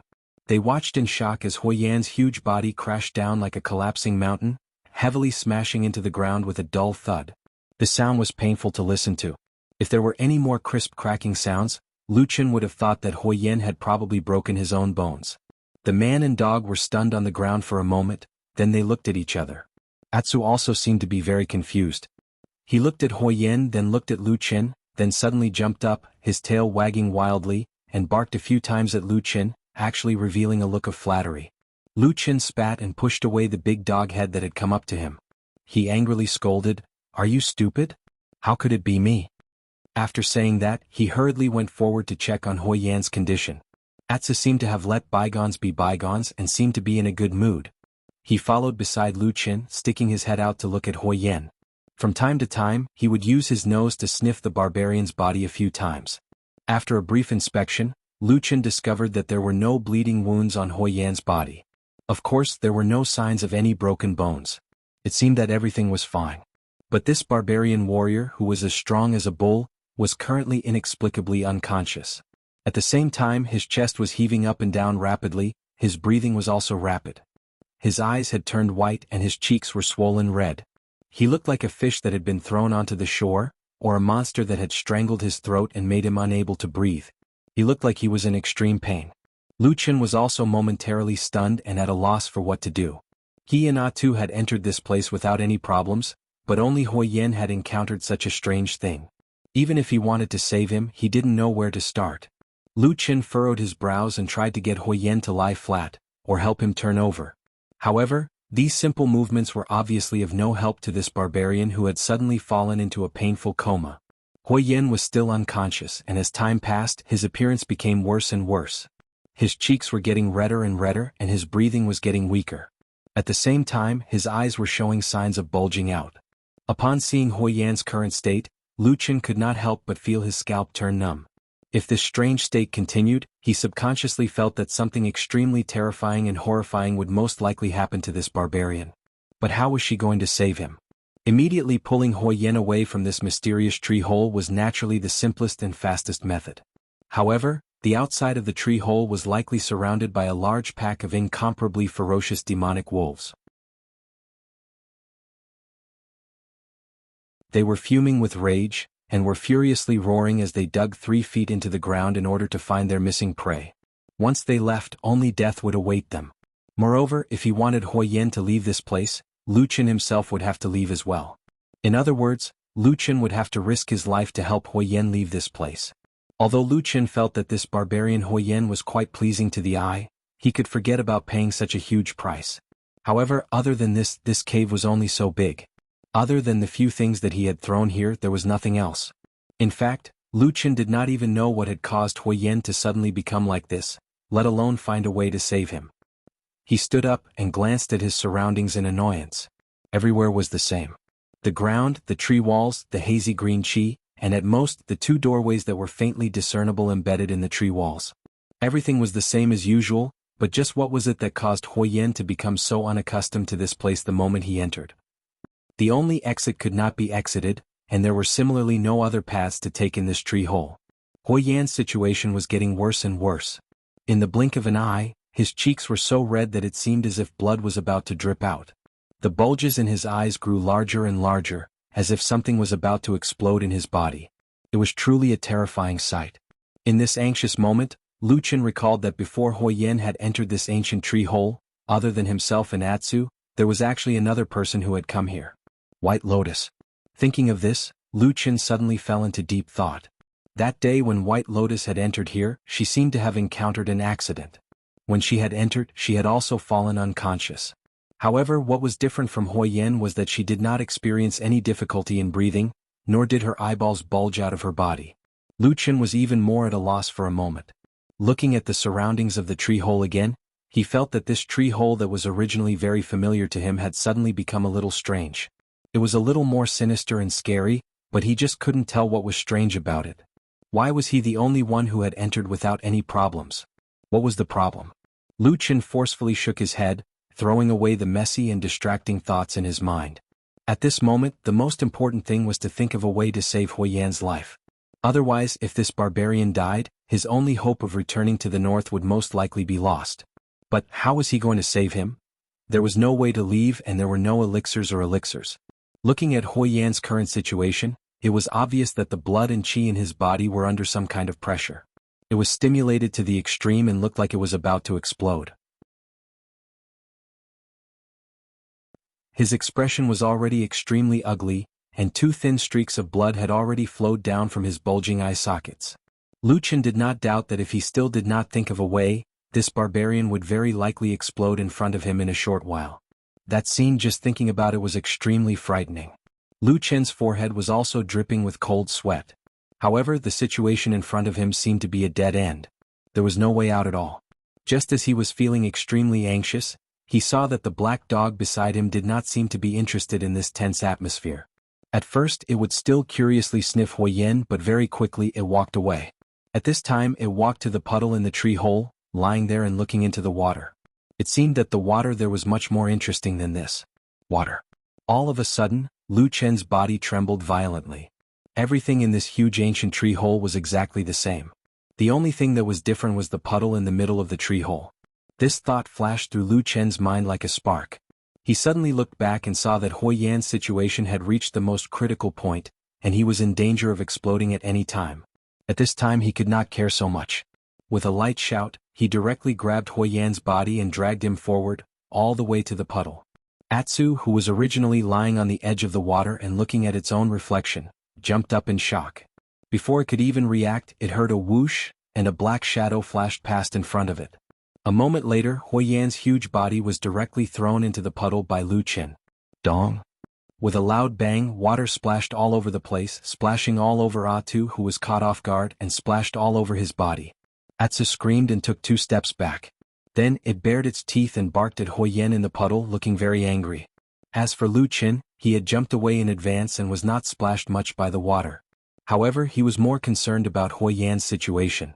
After the water splashed, he quickly leaned forward again, wanting to see if this barbarian would be better in the water. Actually, Lu Chen did not have much confidence in his own ability. Right now it was just a desperate attempt. If this method did not work, then Huoyan could only blame himself for being unlucky. The water in the puddle trembled violently, swaying non-stop. Huoyan's body was bobbing up and down in the water, but there were no signs of him waking up. Lu Chen's heart sank slightly. Could it be that the heavens want you dead? Atsu, who was at the side, came over curiously. It leaned against Lu Chen's side and looked. Seeing that Huoyan did not move for a long time, it snorted and began to shake its body to get rid of the water droplets on its body. For a moment, the sound of water splashing could be heard, and the water droplets splashed everywhere, splashing all over Lu Chen's body. Lu Chen cursed and pushed the stupid dog away. At this moment he did not have the mood to argue with it. He was still carefully watching Huoyan in the water. After a while, his eyes suddenly lit up, and he let out a sound of surprise. He saw that Huoyan's entire body was submerged in the water. Although he was still unconscious, he did not know why, but the red color on his face was slowly receding. His pair of scary bulging eyes were also slowly calming down, gradually returning to normal. This puddle was actually effective. For a moment, Lu Chen did not know what to say. After a while he laughed and let out a long breath. He then stood up and said indifferently, "Consider yourself lucky." Without a doubt, this puddle was the most miraculous thing in this mysterious ancient tree hole. In the past, when Lu Chen was tormented by the evil curse of burning his body and soul, he had also hidden in this place to struggle at death's door. After 10 years he had finally broken free from the frightening black flame curse, but at the same time he had used up all the life essence in this puddle. Today the water in this puddle was no different from an ordinary puddle. But today it seemed to have saved Huoyan's life. Even though Lu Chen did not understand the reason behind this, he waited for a while by the side of the puddle. After seeing that Huoyan's condition had mostly returned to normal, he picked up Huoyan's head and placed it at the side, slightly away from the water. This was to prevent Huoyan from suffocating to death if he stayed underwater for a long time. During this time he was extremely careful, afraid that something would happen if Huoyan showed his head. If that was the case, then he really could not do anything. But fortunately, it seemed that Huoyan, whose body was mostly submerged in the water, was no longer in that strange situation and had returned to normal. However, just like White Lotus, he was still unconscious. After placing Huoyan down, Lu Chen walked to the side and sat down next to Atsu. Atsu raised its head and looked at him. Lu Chen also smiled at it. Then he frowned slightly and said to Atsu in a soft voice, "Atsu, do you also feel that it's strange? Why is it like this? What is it that the two of us have that they don't?"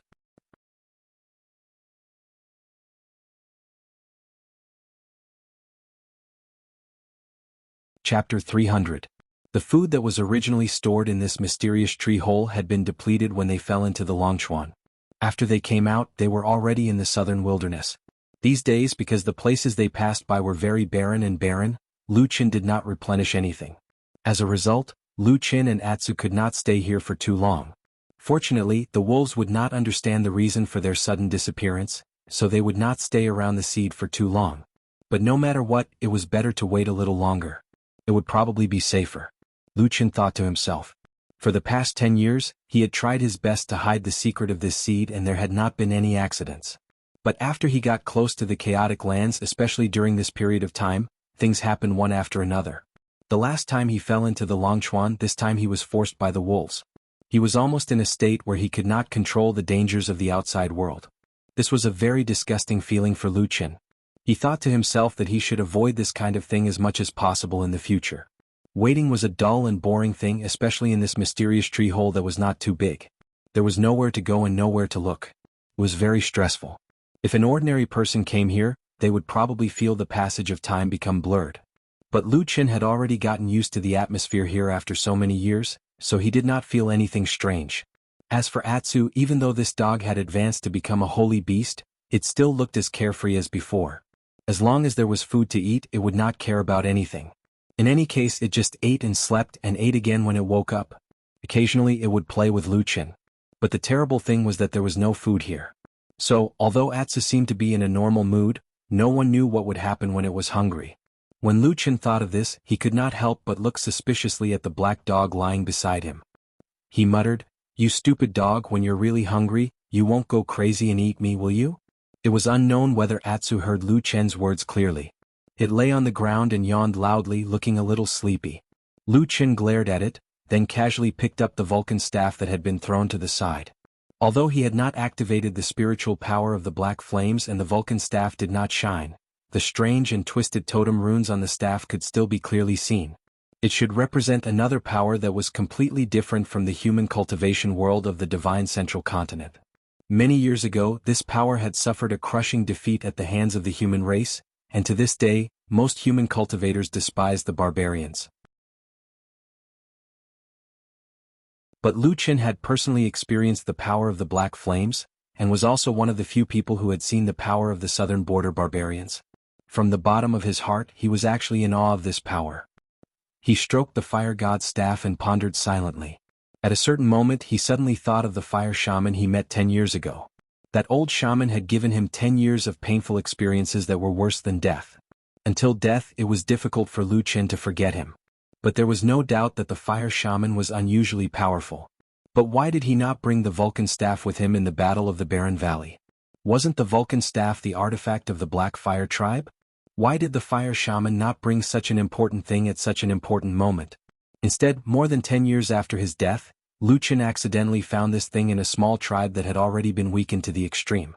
Was it because the fire shaman was too confident in his power and did not bring it with him? Or was it because the Vulcan staff was too important and did not want to take the risk of bringing it out of the tribe? Or did he simply feel that it was not safe for him to lead the elites away from the tribe, so he left the artifact behind to protect the tribe? Lu Qin pondered for a long time, his gaze sweeping over the unconscious Huoyen who was soaking in the water. He felt that there were too many mysteries surrounding the past events of the disorienting lands. The Black Fire barbarian tribe also seemed to be unfathomable, and he did not know what their relationship was with the fire god that he did not know was real or fake. If it was really as Huoyen said, that the entire Black Fire tribe worshipped the fire god, then with the identity, status and power of the fire shaman, why did he abandon the fire god and instead join forces with the demon cult of the human race?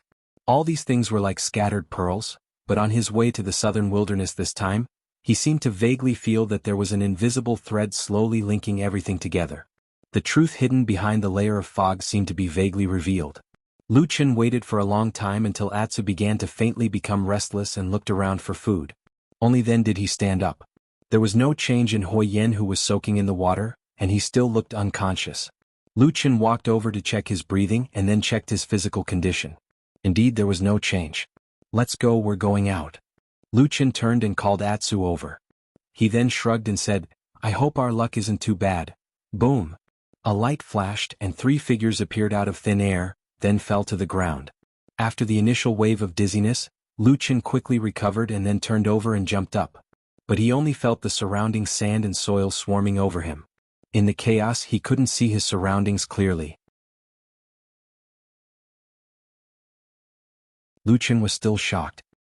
He thought to himself, did this seed fall into some kind of underground sand pit? Fortunately, after a while, the surrounding sand and soil stopped falling. Even so, 2 people and a dog were still covered in dust, looking particularly embarrassed. When the smoke and dust gradually settled, Lu Chen discovered that the 3 of them were knee-deep in a sand pit. There was no trace of the terrifying wolf pack in the surroundings. Lu Chen breathed a sigh of relief.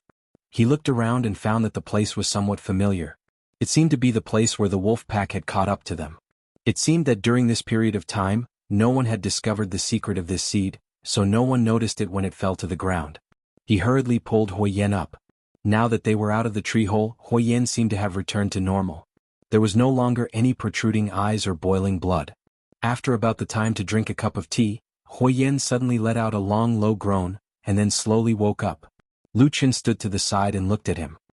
He saw that Huoyan's expression was somewhat dazed, as if he hadn't completely woken up. After a while, Huoyan turned his head and looked at Lu Chen. His eyes went from scattered to focused, and after staring at him for a while, Huoyan suddenly opened his mouth and said with some surprise, "Where are we now?" "Still in the same place." Lu Chen said, "But don't worry, the wolf pack has already left." Huoyan nodded and his expression seemed to have relaxed a little. It was obvious that he, as a barbarian, was much more afraid of the wolf pack than Lu Chen. He stood up and patted the dust off his body. He let out a long sigh and there was some joy on his face. No matter what, being able to escape was always a good thing. After tidying up, Lu Chen felt his trousers being dragged a few times.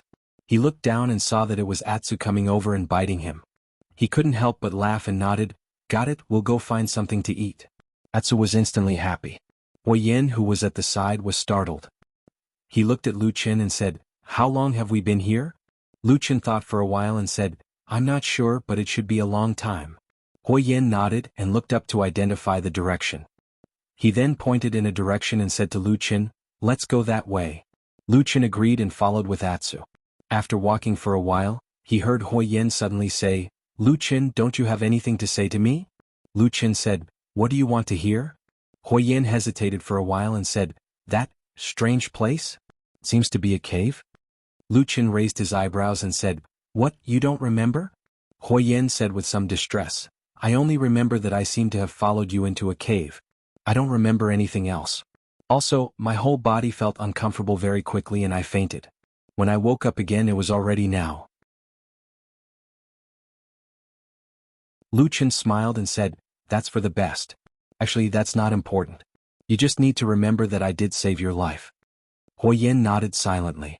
After walking for a while, he suddenly asked, "Was that a divine weapon given to you by the fire god or some kind of ability?" "That has nothing to do with your fire god." Lu Chen replied resolutely. "Oh." Huoyan sighed and looked a little disappointed. Lu Chen snorted and turned his head. His face was expressionless, but deep in his heart, he suddenly became silent. After a while he thought to himself, whether this seed has anything to do with the fire god or not, it probably has a deep relationship with the Black Fire tribe.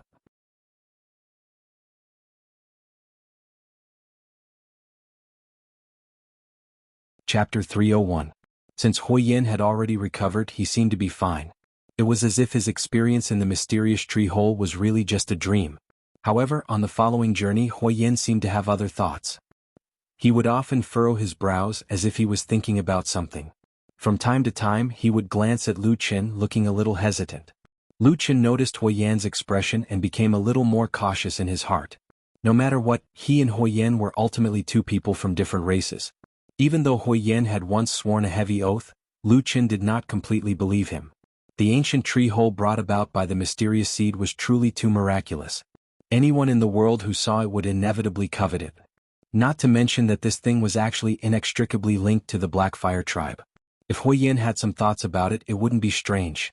However, as long as Huoyan did not say anything, Lu Chen could only pretend that he did not see it. Otherwise, if he really went to question him, there was a possibility that they would immediately shed all pretense of cordiality. Lu Chen pretended to be deaf and mute, but it did not mean that Huoyan would do the same. So, after the 2 of them walked in silence for a while, Huoyan suddenly turned to face Lu Chen. As if he had made up his mind, he said, "Lu Chen, wait a moment, I have something to say to you." Lu Chen sighed in his heart, nodded and stood still. However, at the same time, he waved his hand at a place behind him where Huoyan could not see. Atsu, who was standing behind him, saw it and slowly walked to Lu Chen's side. On the previous journey, Lu Chen and Huoyen had thought of a way to kill a monster that lived in the wilderness. The two of them and Atsu shared the food. Counting it, Atsu ate more than the two of them combined. It could be considered to be in a state of satiation. However, it was obvious that the kindness of a meal was not enough to shake the friendship between Atsu and Lu Chen.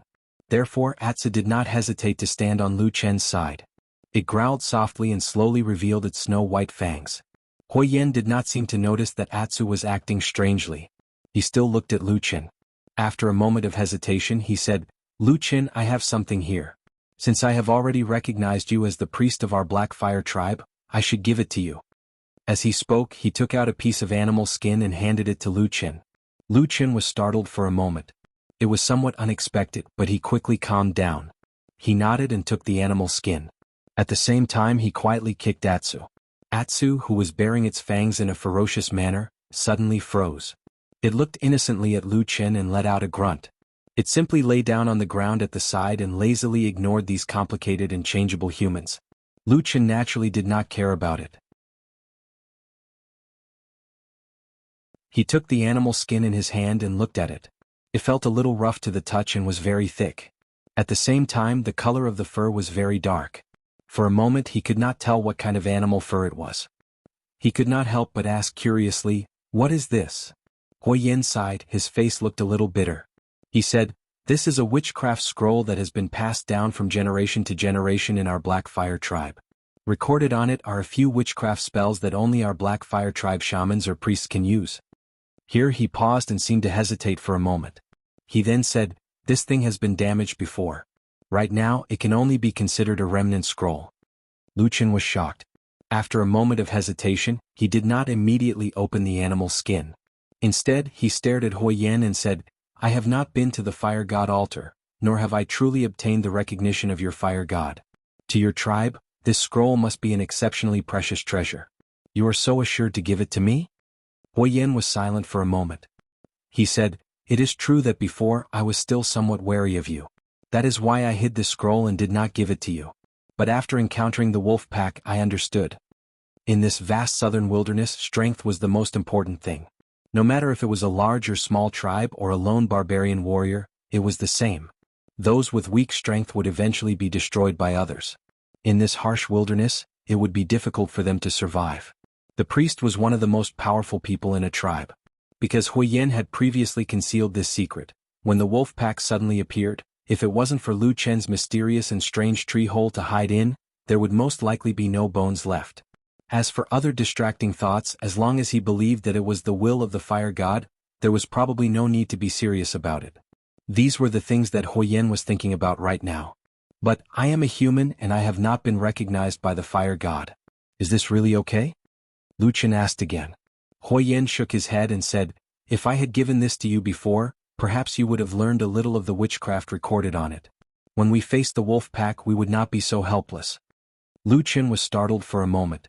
Then he waved the leather scroll in his hand and said with some disbelief, "The witchcraft recorded on it is so powerful?" Huoyen thought for a moment, but he didn't seem too sure. He said, "Our tribe hasn't had a priest for a very long time, so we don't know how powerful this witchcraft is. However, the stories passed down in the tribe are all praising the glory and strength of our ancestors in the past, so this witchcraft must be very powerful." Lu Chen was half convinced and half doubtful. After hesitating for a moment, he couldn't help but be curious and said, "Then I'll read it?" Huoyen nodded and said, "You can learn it. As long as you can learn the witchcraft recorded on it, I think our tribe may really have hope of reviving." "You think really far ahead." Lu Chen sighed at the stubborn ambition of this barbarian. Then he opened the leather scroll. This thick animal skin was folded into several layers, and the middle was tied with a thin rope. So it took a while to untie it. Perhaps it was because he knew the weight of this item, Lu Chen's movements were very careful. As for Huoyen, who was standing to the side, he stared at Lu Chen's hand. After a while, Lu Chen finally completely opened the leather scroll. Under the dim light of dusk, the animal skin was unfolded in front of the two of them, revealing what was hidden inside. Huoyen's breathing became noticeably rapid. His gaze swept over the animal skin, and then his eyes looked at Lu Chen. Deep in his eyes, there was a faint glimmer of anticipation.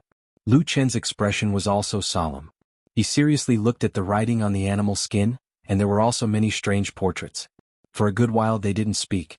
Only when Lu Chen's gaze completely swept over the beast's skin and raised his head again did Huyen step forward with some excitement, asking him, "How is it? What is the witchcraft written on it? Is it powerful?" Lu Chen's expression looked a little strange. After taking a deep breath, he looked at Huyen and coughed, "My apologies, I don't understand." "You don't understand?" Huyen was stunned for a moment as if he couldn't react. "Yes." Lu Chen nodded and pointed at the writing and pictures on the animal skin. "I really don't understand. These words and pictures, I don't know what they mean. Could it be that this is the language of the barbarians?" Huyen's eyebrows furrowed, but after a moment of hesitation he shook his head and said, "No, I've seen this animal skin before. The words on it are different from our Black Fire tribe, and even the majority of the barbarian tribes." Ah. Lu Chen was a little surprised. He didn't expect to hear such an answer.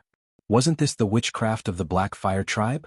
Why couldn't even the barbarians of the Black Fire tribe understand it? What kind of logic was this? Huyen explained to Lu Chen, "Actually, I've asked my father about this before. I heard him say that the words on this kind of witchcraft scroll actually belong to shamans and priests. Only they can understand it. And the most amazing thing is that the priests don't need to specially study it. As long as they have this power, they can naturally understand these things." Lu Chen frowned and raised his head to look at Huyen. After a while, he suddenly laughed and said, "But I don't recognize it. Doesn't this mean that I'm not a priest at all?" Huyen was suddenly speechless. A pained and confused expression flashed across his face. He murmured, How is this possible? I clearly saw that you could use the power of the Black Fire. Is it because you're not a barbarian?" Lu Chen sighed and said, "Huyen, although I really want to return to the north and I also want to help you, but this kind of thing, let's not deceive ourselves and others." Huyen stood stiffly in place looking a little dazed. He was like a person who had countless beautiful hopes, but suddenly, all his beautiful dreams were shattered in an instant. Lu Chen looked like he couldn't bear to see Huyen, but he immediately came to his senses. He secretly scolded himself for being too soft-hearted recently. He even felt pity for a barbarian. Thinking of this, he hardened his heart, but then he became worried. If he really couldn't become a priest of the Black Fire tribe, then it would be even more difficult to ask Huyen about the secret of returning to the north. After all, this guy was someone who wouldn't divulge the secret even before he died. Sure enough, after a moment, Huyen's expression began to turn cold. He extended his hand to Lu Chen and said, "Return the animal skin to me." Lu Chen frowned and didn't immediately return it. He asked, "What do you mean by this? Since you're sure that you're not a priest of the Black Fire tribe, then I don't think there's a need to go to the fire god altar." Huyen said. Lu Chen nodded and said, "All right, this is a good thing. But since it's like this, I don't have any ill intentions towards the Black Fire tribe. I wonder if you can tell that secret too." "No." Huyen's expression was calm, but it was unquestionable. Lu Chen looked at him for a while, then suddenly snorted and said indifferently, "Wait a little longer, I might have a way. Let's try it."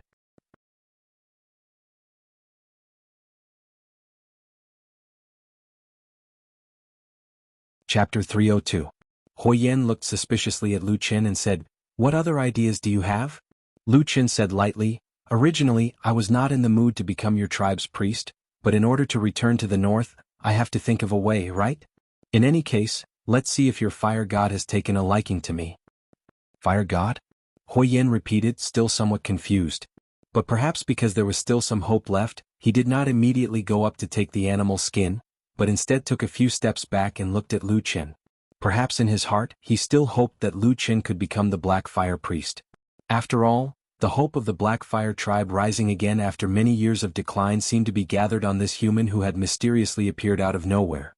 Lu Chen took a deep breath and reached out to feel around his chest. A moment later, the fire god's staff appeared in his hand. Standing at the side, Huyen was startled, as if he had thought of something. He wanted to say something but stopped himself. In the end, he stood at the side and watched silently. Lu Chen ignored him and only closed his eyes, as if adjusting his emotions in preparation. Atsu, who was at the side, did not seem to care about this. He looked up at the sky, only to see that the sky was gradually darkening. Stars gradually appeared in the clear night sky, twinkling in the distance. It was as if the gods of the heavens were silently watching the vicissitudes of the human world. "Awu, Suddenly, a mournful howl came from the side, startling Lu Chen and Hui Yen, who had been holding their breath. When they turned their heads to look, they saw a huge black wolf straightening its neck and howling at the night sky. And in the distant sky, stars twinkled, and on the distant horizon, a bright moon was slowly rising. The world was cold and desolate. The moon was on the horizon and the wolf was under the moon. In this vast wilderness, it looked like a boundless painting. Lu Chen retracted his gaze and coincidentally saw that Hui Yen had also turned to look at them. The two of them looked at each other and felt an indescribable sense of awkwardness. Fortunately, they were not the type of people to mind such things. Lu Chen nodded at him and said, "I'll start." Hui Yen responded, his expression turning serious once again. Lu Chen took a deep breath, clenched the Vulcan staff in his hand and narrowed his eyes. After a moment, he let out a soft shout, and the power of the black flames hidden deep in his body was activated. The fire god staff reacted almost immediately. The various totems and runic patterns on the staff slowly shone brightly. At the same time, rays of light shot out.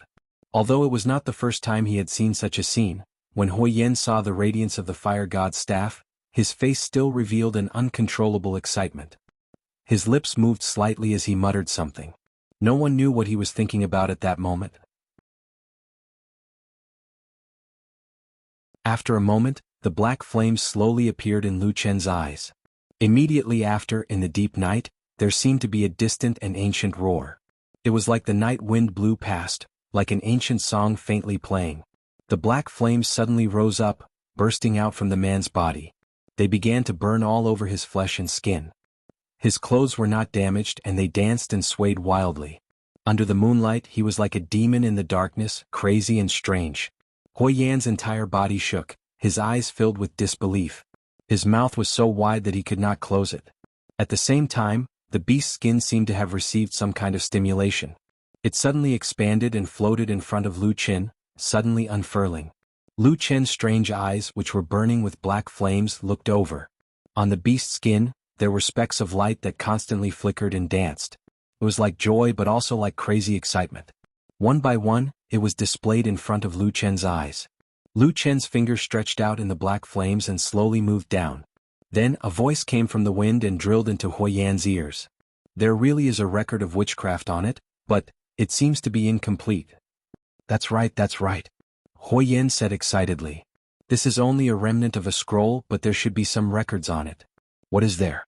Lu Chen, who was wrapped in black flames, glanced at the beast skin remnant that was floating in the air. At the same time he slowly said, "There's not much left. There are only three types of witchcraft.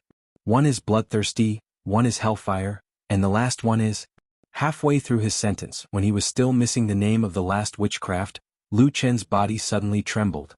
His words were abruptly cut off. Just like that, he became silent and stared fixedly at the beast skin remnant, not saying anything for a long time. Hui Yan, who was at the side, was so excited that he was grinding his teeth. Seeing Lu Chen suddenly cut off, he couldn't help but ask, "There's still one more, what is that witchcraft?" After a pause, he was a little worried and said, "Why, could it be that you can't understand it? Or that witchcraft is also incomplete?" "Neither, I can recognize it." Lu Chen's eyes, which were flashing with black flames, were still staring at the beast's skin. His voice seemed to have some strange emotions. It was a little more cold and also seemed to have some deep hatred. There was even a trace of indescribable blankness. All kinds of emotions that he wanted to say but didn't want to say were intertwined at this moment, causing his expression to look especially complicated. "These words, I can recognize them all, including the third witchcraft." Lu Chen paused for a while and said, "This is Black Flame Curse. You really can understand this witchcraft scroll?" Hui Yan excitedly waved his fist, his face was completely overjoyed. For a moment he didn't notice the somewhat strange expression on Lu Chen's face. Then he couldn't help but step forward and said, "I am not mistaken, you are the priest that the fire god sent to guide our Black Fire tribe." Lu Chen didn't immediately answer him but instead closed his eyes. After a while, the black flames surrounding his body slowly weakened and gradually retracted back into his flesh. When Lu Chen opened his eyes again, the black flames had completely disappeared. The beast's skin floating in the air trembled for a moment, then slowly floated down. Lu Chen stretched out his hand to catch it, then turned around and handed it to Hui Yan. Hui Yan shook his head and said, This beast's skin is originally a sacred inheritance belonging to the priest.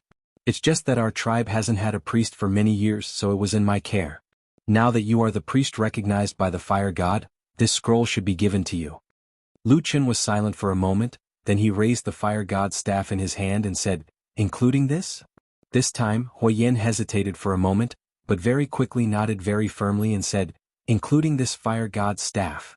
Lu Chen looked deeply at this barbarian, then nodded and said, "Okay. Although there are 3 witchcraft on this scroll, to be honest, I don't think that even if I learn these things, I will be able to bear the hope of the Black Fire Tribe's rise by myself." As they continued on their journey, Lu Chen said to Huoyan. Huoyan's face didn't show any signs of surprise, he looked very calm and said, "I know." Lu Chen was a little surprised. He looked at him and said, "You're actually not anxious?" Huoyan smiled, still looking a little helpless. He said, "Back then the strongest part of our tribe's inheritance was actually left in the hands of our brothers who couldn't return to the ancestral land in the land of chaos. What we have now is probably not even 10% of what we had back then."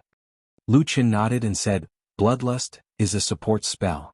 After I use it, I can stimulate the power of the Black Fire Tribe's warriors and increase their battle power by more than double in a short period of time.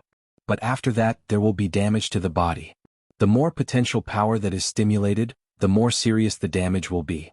In the most serious cases, there is a possibility of death." Huoyan didn't care about the last sentence. He nodded heavily and said with a face full of excitement, "This is the witchcraft that our tribe has been looking forward to." Lu Chen looked at him strangely and continued, "The second Hellfire is a powerful spell that directly attacks the enemy. It can engulf and burn an area in a short period of time, but it can't be used for long unless it is supported by powerful spiritual power." Huoyan nodded repeatedly. Lu Chen continued, "As for the third Black Flame Curse, this kind of curse can't be used immediately, but it entangles the soul. Those who are hit by it will almost certainly die. It is a very terrifying curse." Huoyan made an "oh" sound. It seemed that he didn't care much about the third witchcraft. His mind was probably on how to increase the battle power of the entire Black Fire Tribe. Lu Chen looked at him and wanted to say something, but then he held it in. "Although it doesn't seem to be much now with these witchcraft, the battle power of our Black Fire Tribe will definitely rise to a new level. At least in the northern wilderness, the Thunder Lizard, Divine Wood and Ghost Fox tribes, who were originally about the same strength as us, will definitely not be our match." Huoyan looked very excited, full of anticipation and hope for the future. Lu Chen thought for a moment and asked him, "Then do you know more witchcraft?" "The more the merrier." "Of course." Huoyan nodded, but there was a hint of a bitter smile on his face. He said, "But we really only have this little on hand. Even this was preserved by our ancestors with their lives. As for the other small tribes, they don't even have this little heritage." At this point he seemed to have suddenly thought of something and said to Lu Chen, "Originally, our Black Fire Tribe was very strong in the area of witchcraft, but most of the inheritance was indeed in the hands of our brothers. You came from the north. When you passed through the disorienting lands, did you hear of the Black Fire Tribe there? Or perhaps a tribe similar to our tribe?" Lu Chen's expression changed slightly. He looked at Huoyan, only to see Huoyan looking at him with a face full of enthusiasm and hope. At that moment, countless figures and scenes flashed through Lu Chen's mind. The soaring flames, the corpses of the dead, and the painful and ferocious memories of the past flashed past one by one. But after a moment he smiled at Huoyan and said calmly, "I've never heard of it."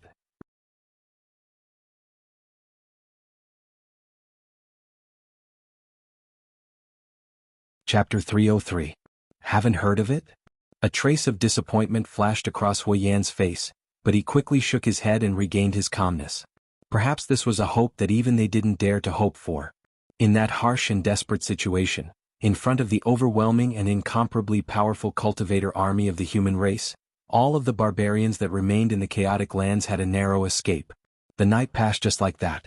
The clouds seemed to be calm and the wind was gentle, but the nights in the wilderness were still very cold. After dawn the next day, Huoyan and Lu Chen continued their journey with Atsu. Lu Chen followed him for a while and noticed that they were walking towards the south. He couldn't help but ask in surprise, "The fire god altar is further south?" "Yes." Huoyan said, "It's in the southern land with abundant water and grass." Huoyan looked at the surprised Lu Chen and snorted, "You don't really think that our southern wilderness is such a barren and withered land, do you?" Lu Chen smiled and said, No one has ever been here before, it's not strange that they don't know. Huoyan thought about it and felt that this was indeed the case. Since ancient times, the barbarians had crossed the chaotic land several times, but because of the incomparably chaotic nature of the five elements, the human race had never gone south. Those with profound cultivation were especially sensitive to the chaotic nature of the five elements. Ordinary people without spiritual power were not afraid of the chaotic nature of the five elements, but they simply couldn't cross the chaotic lands. Even if they were brought over once they reached the southern wilderness as an ordinary person, only death awaited them. Therefore, for many years, there really wasn't a single person from the human race that had ventured deep into the southern wilderness. Thinking of this, Huoyan's expression became a little strange. He couldn't help but turn his head to look at Lu Chen. Lu Chen smiled and didn't avoid it. He said with a smile, "What's wrong? Do you feel that something's wrong?" Huoyan coughed and said, "And more or less. But it doesn't matter. In any case, the most powerful cultivators of your human race can't come here. It's not a big deal for me to bring you there." Lu Chen smiled and nodded. He then said, "Yes. It's impossible for me to exterminate the entire barbarian race of the southern wilderness by myself, right?" Huoyan also smiled and could not help but laugh heartily. Regardless of whether it was Huoyan or Lu Chen himself, neither of them took it to heart. In the blink of an eye, they forgot about it. Along the way, they mostly talked about the past and present of the Black Fire tribe, as well as the various legends of the mysterious fire god that was worshipped by the Black Fire tribe. From Huoyan's words, Lu Chen learned that the Black Fire tribe once had a glorious history. In the vast southern wilderness, they were once the most powerful tribe. They occupied the largest and best land and ruled over countless weak tribes. But this was all in the past. A few hundred years was enough to erase all the glory. Now, even ordinary small tribes like the Thunder Lizard and the Ghost Fox could be on equal footing with the Black Fire tribe. What made Huoyan most distressed was that he found that more and more people in the Black Fire tribe, and it could even be said that the majority of the tribe had accepted this reality. They began to forget the glory and splendor of their ancestors. They accepted the suffering and weakness of today. They struggled just to survive and prolong their feeble existence. They were like the weakest sand rabbits in the wilderness that were preyed on by countless beasts. Moreover, they seemed to feel very happy and normal. Lu Chen listened quietly, and most of the time he didn't say a word. It was only when Huoyan paused that he suddenly asked, "You don't want this?" "Of course I don't want to." Huoyan straightened his tall and burly body. From his body, one could still vaguely see the heroic bearing of the invincible Black Fire warrior who had once galloped across this land. He said, "Our tribe shouldn't be like this. We must take back what our ancestors left behind." Lu Chen looked at him and didn't speak for a while. Huoyan felt that Lu Chen's gaze was strange and asked with some doubt, "What's wrong?" Lu Chen said, "I know you have great ambitions. But have you ever thought that if you insist on doing this, you might also kidnap the entire Black Fire tribe to do that extremely dangerous thing with you?" Huoyan immediately said, "That's not dangerous. It's to follow the great cause of restoring the glory of our ancestors. Even if it's a little bit of risk, it's nothing." Lu Chen nodded and said, "Then have you ever thought that perhaps not everyone in the Black Fire tribe is like you, willing to do this at all costs? Perhaps some people." Don't stare at me like that. I have to make these things clear to you. Otherwise, if I really become the priest of the Black Fire tribe in the future, I would at least know what to do." Huoyan nodded silently. After a while he said, "Okay, continue." Lu Chen said again, "If there really are some people in the Black Fire tribe who don't want to fight with their lives on the line, and don't want to shed blood for the glory of your ancestors that you have long lost, then what will you do?" When Huoyan heard Lu Chen speak halfway, his face had already turned cold. After a while he said coldly, "With the great cause of our ancestors before us, we can't have such spineless people. And as a member of the Black Fire tribe, it's only right for us to fight with our lives on the line. Is it for the tribe or for your dream?" Lu Chen interrupted him, staring intently at this barbarian's eyes. Huoyan's gaze was slightly cold as he looked at Lu Chen. Lu Chen met his gaze without flinching. After a while, Huoyan said indifferently, "It's for the Black Fire tribe." Lu Chen stared at him for a while, then nodded and said, "Okay, I understand." According to Huoyan, the holy land of the Black Fire tribe, the fire god altar, was hidden somewhere deep in the mountains in the south. That place used to be the territory of the Black Fire tribe when they were at their peak, but times had already changed. As for why the Black Fire tribe abandoned their ancestral land and went to such a desolate place in the north, Yen did not explain the reason in detail. But Lu Chen could more or less guess that it was because they were too weak and were chased away. There couldn't be any other reason. Lu Chen wisely did not ask about these sad past events, but he still asked Yen about which powerful barbarian tribes were in control of the wasteland. After all, if he really had to work hard for the Black Fire tribe in the future, he had to know about these things. But when he asked about this matter, a strange feeling floated in his heart. It was a faintly familiar feeling, as if he had suddenly returned to 10 years ago. At that time he was still a shadow. Now he seemed to have transformed into a shadow, intentionally or unintentionally asking about the secrets of the wasteland, even if he might never be able to return to the human race. Yen did not doubt him, and probably thought that it was normal for Lu Chen to know about these things for the sake of the Black Fire tribe, so he very readily told Lu Chen everything. Nowadays in the southern wilderness, there was no longer a powerful tribe like the Black Fire tribe that stood out like the sun in the sky. Instead, there were the 4 great barbarian tribes of water, wood, earth, and thunder. It could be said that the southern wilderness was divided and ruled by the 4 great barbarian tribes. And the most similar thing about these 4 great barbarian tribes was that each of them had a great shaman whose cultivation, experience, wisdom, and knowledge were far superior to ordinary priests. The legendary shaman who could move mountains and fill the seas, and had boundless magical power. Lu Chen was silent, deep in thought, and did not speak. Around noon of this day, Lu Chen and Yen suddenly discovered a strange movement in the wasteland in front of them. Yellow sand billowed and blew with the wind. The momentum was very similar to when they encountered the wolf pack a few days ago. Both of them were startled. However, it was fortunate that they were still quite a distance away. Just as they were about to avoid it, Yen suddenly seemed to have seen something in the distance. He abruptly halted his footsteps and carefully observed the smoke and dust for a long while. He looked at the faintly discernible running figures behind the yellow sand, as well as the cries of an even larger and more ferocious army. He fell into deep thought. A moment later, he let out a long sigh and spoke in a somewhat helpless manner. "I think I know why the wolf pack has suddenly come to the north." "Well, what is the reason?" "The Thunder Shaman's tribe has come." "That you're tuning in to the Han Li's Wuxia Chronicles YouTube channel. We're so grateful for your support, and don't forget to subscribe to join us on this incredible journey through captivating stories. Your generosity through donations truly makes a world of difference, as it's the primary source of revenue that allows me to expand and enhance this channel for you. Thank you from the bottom of my heart for being a part of this adventure.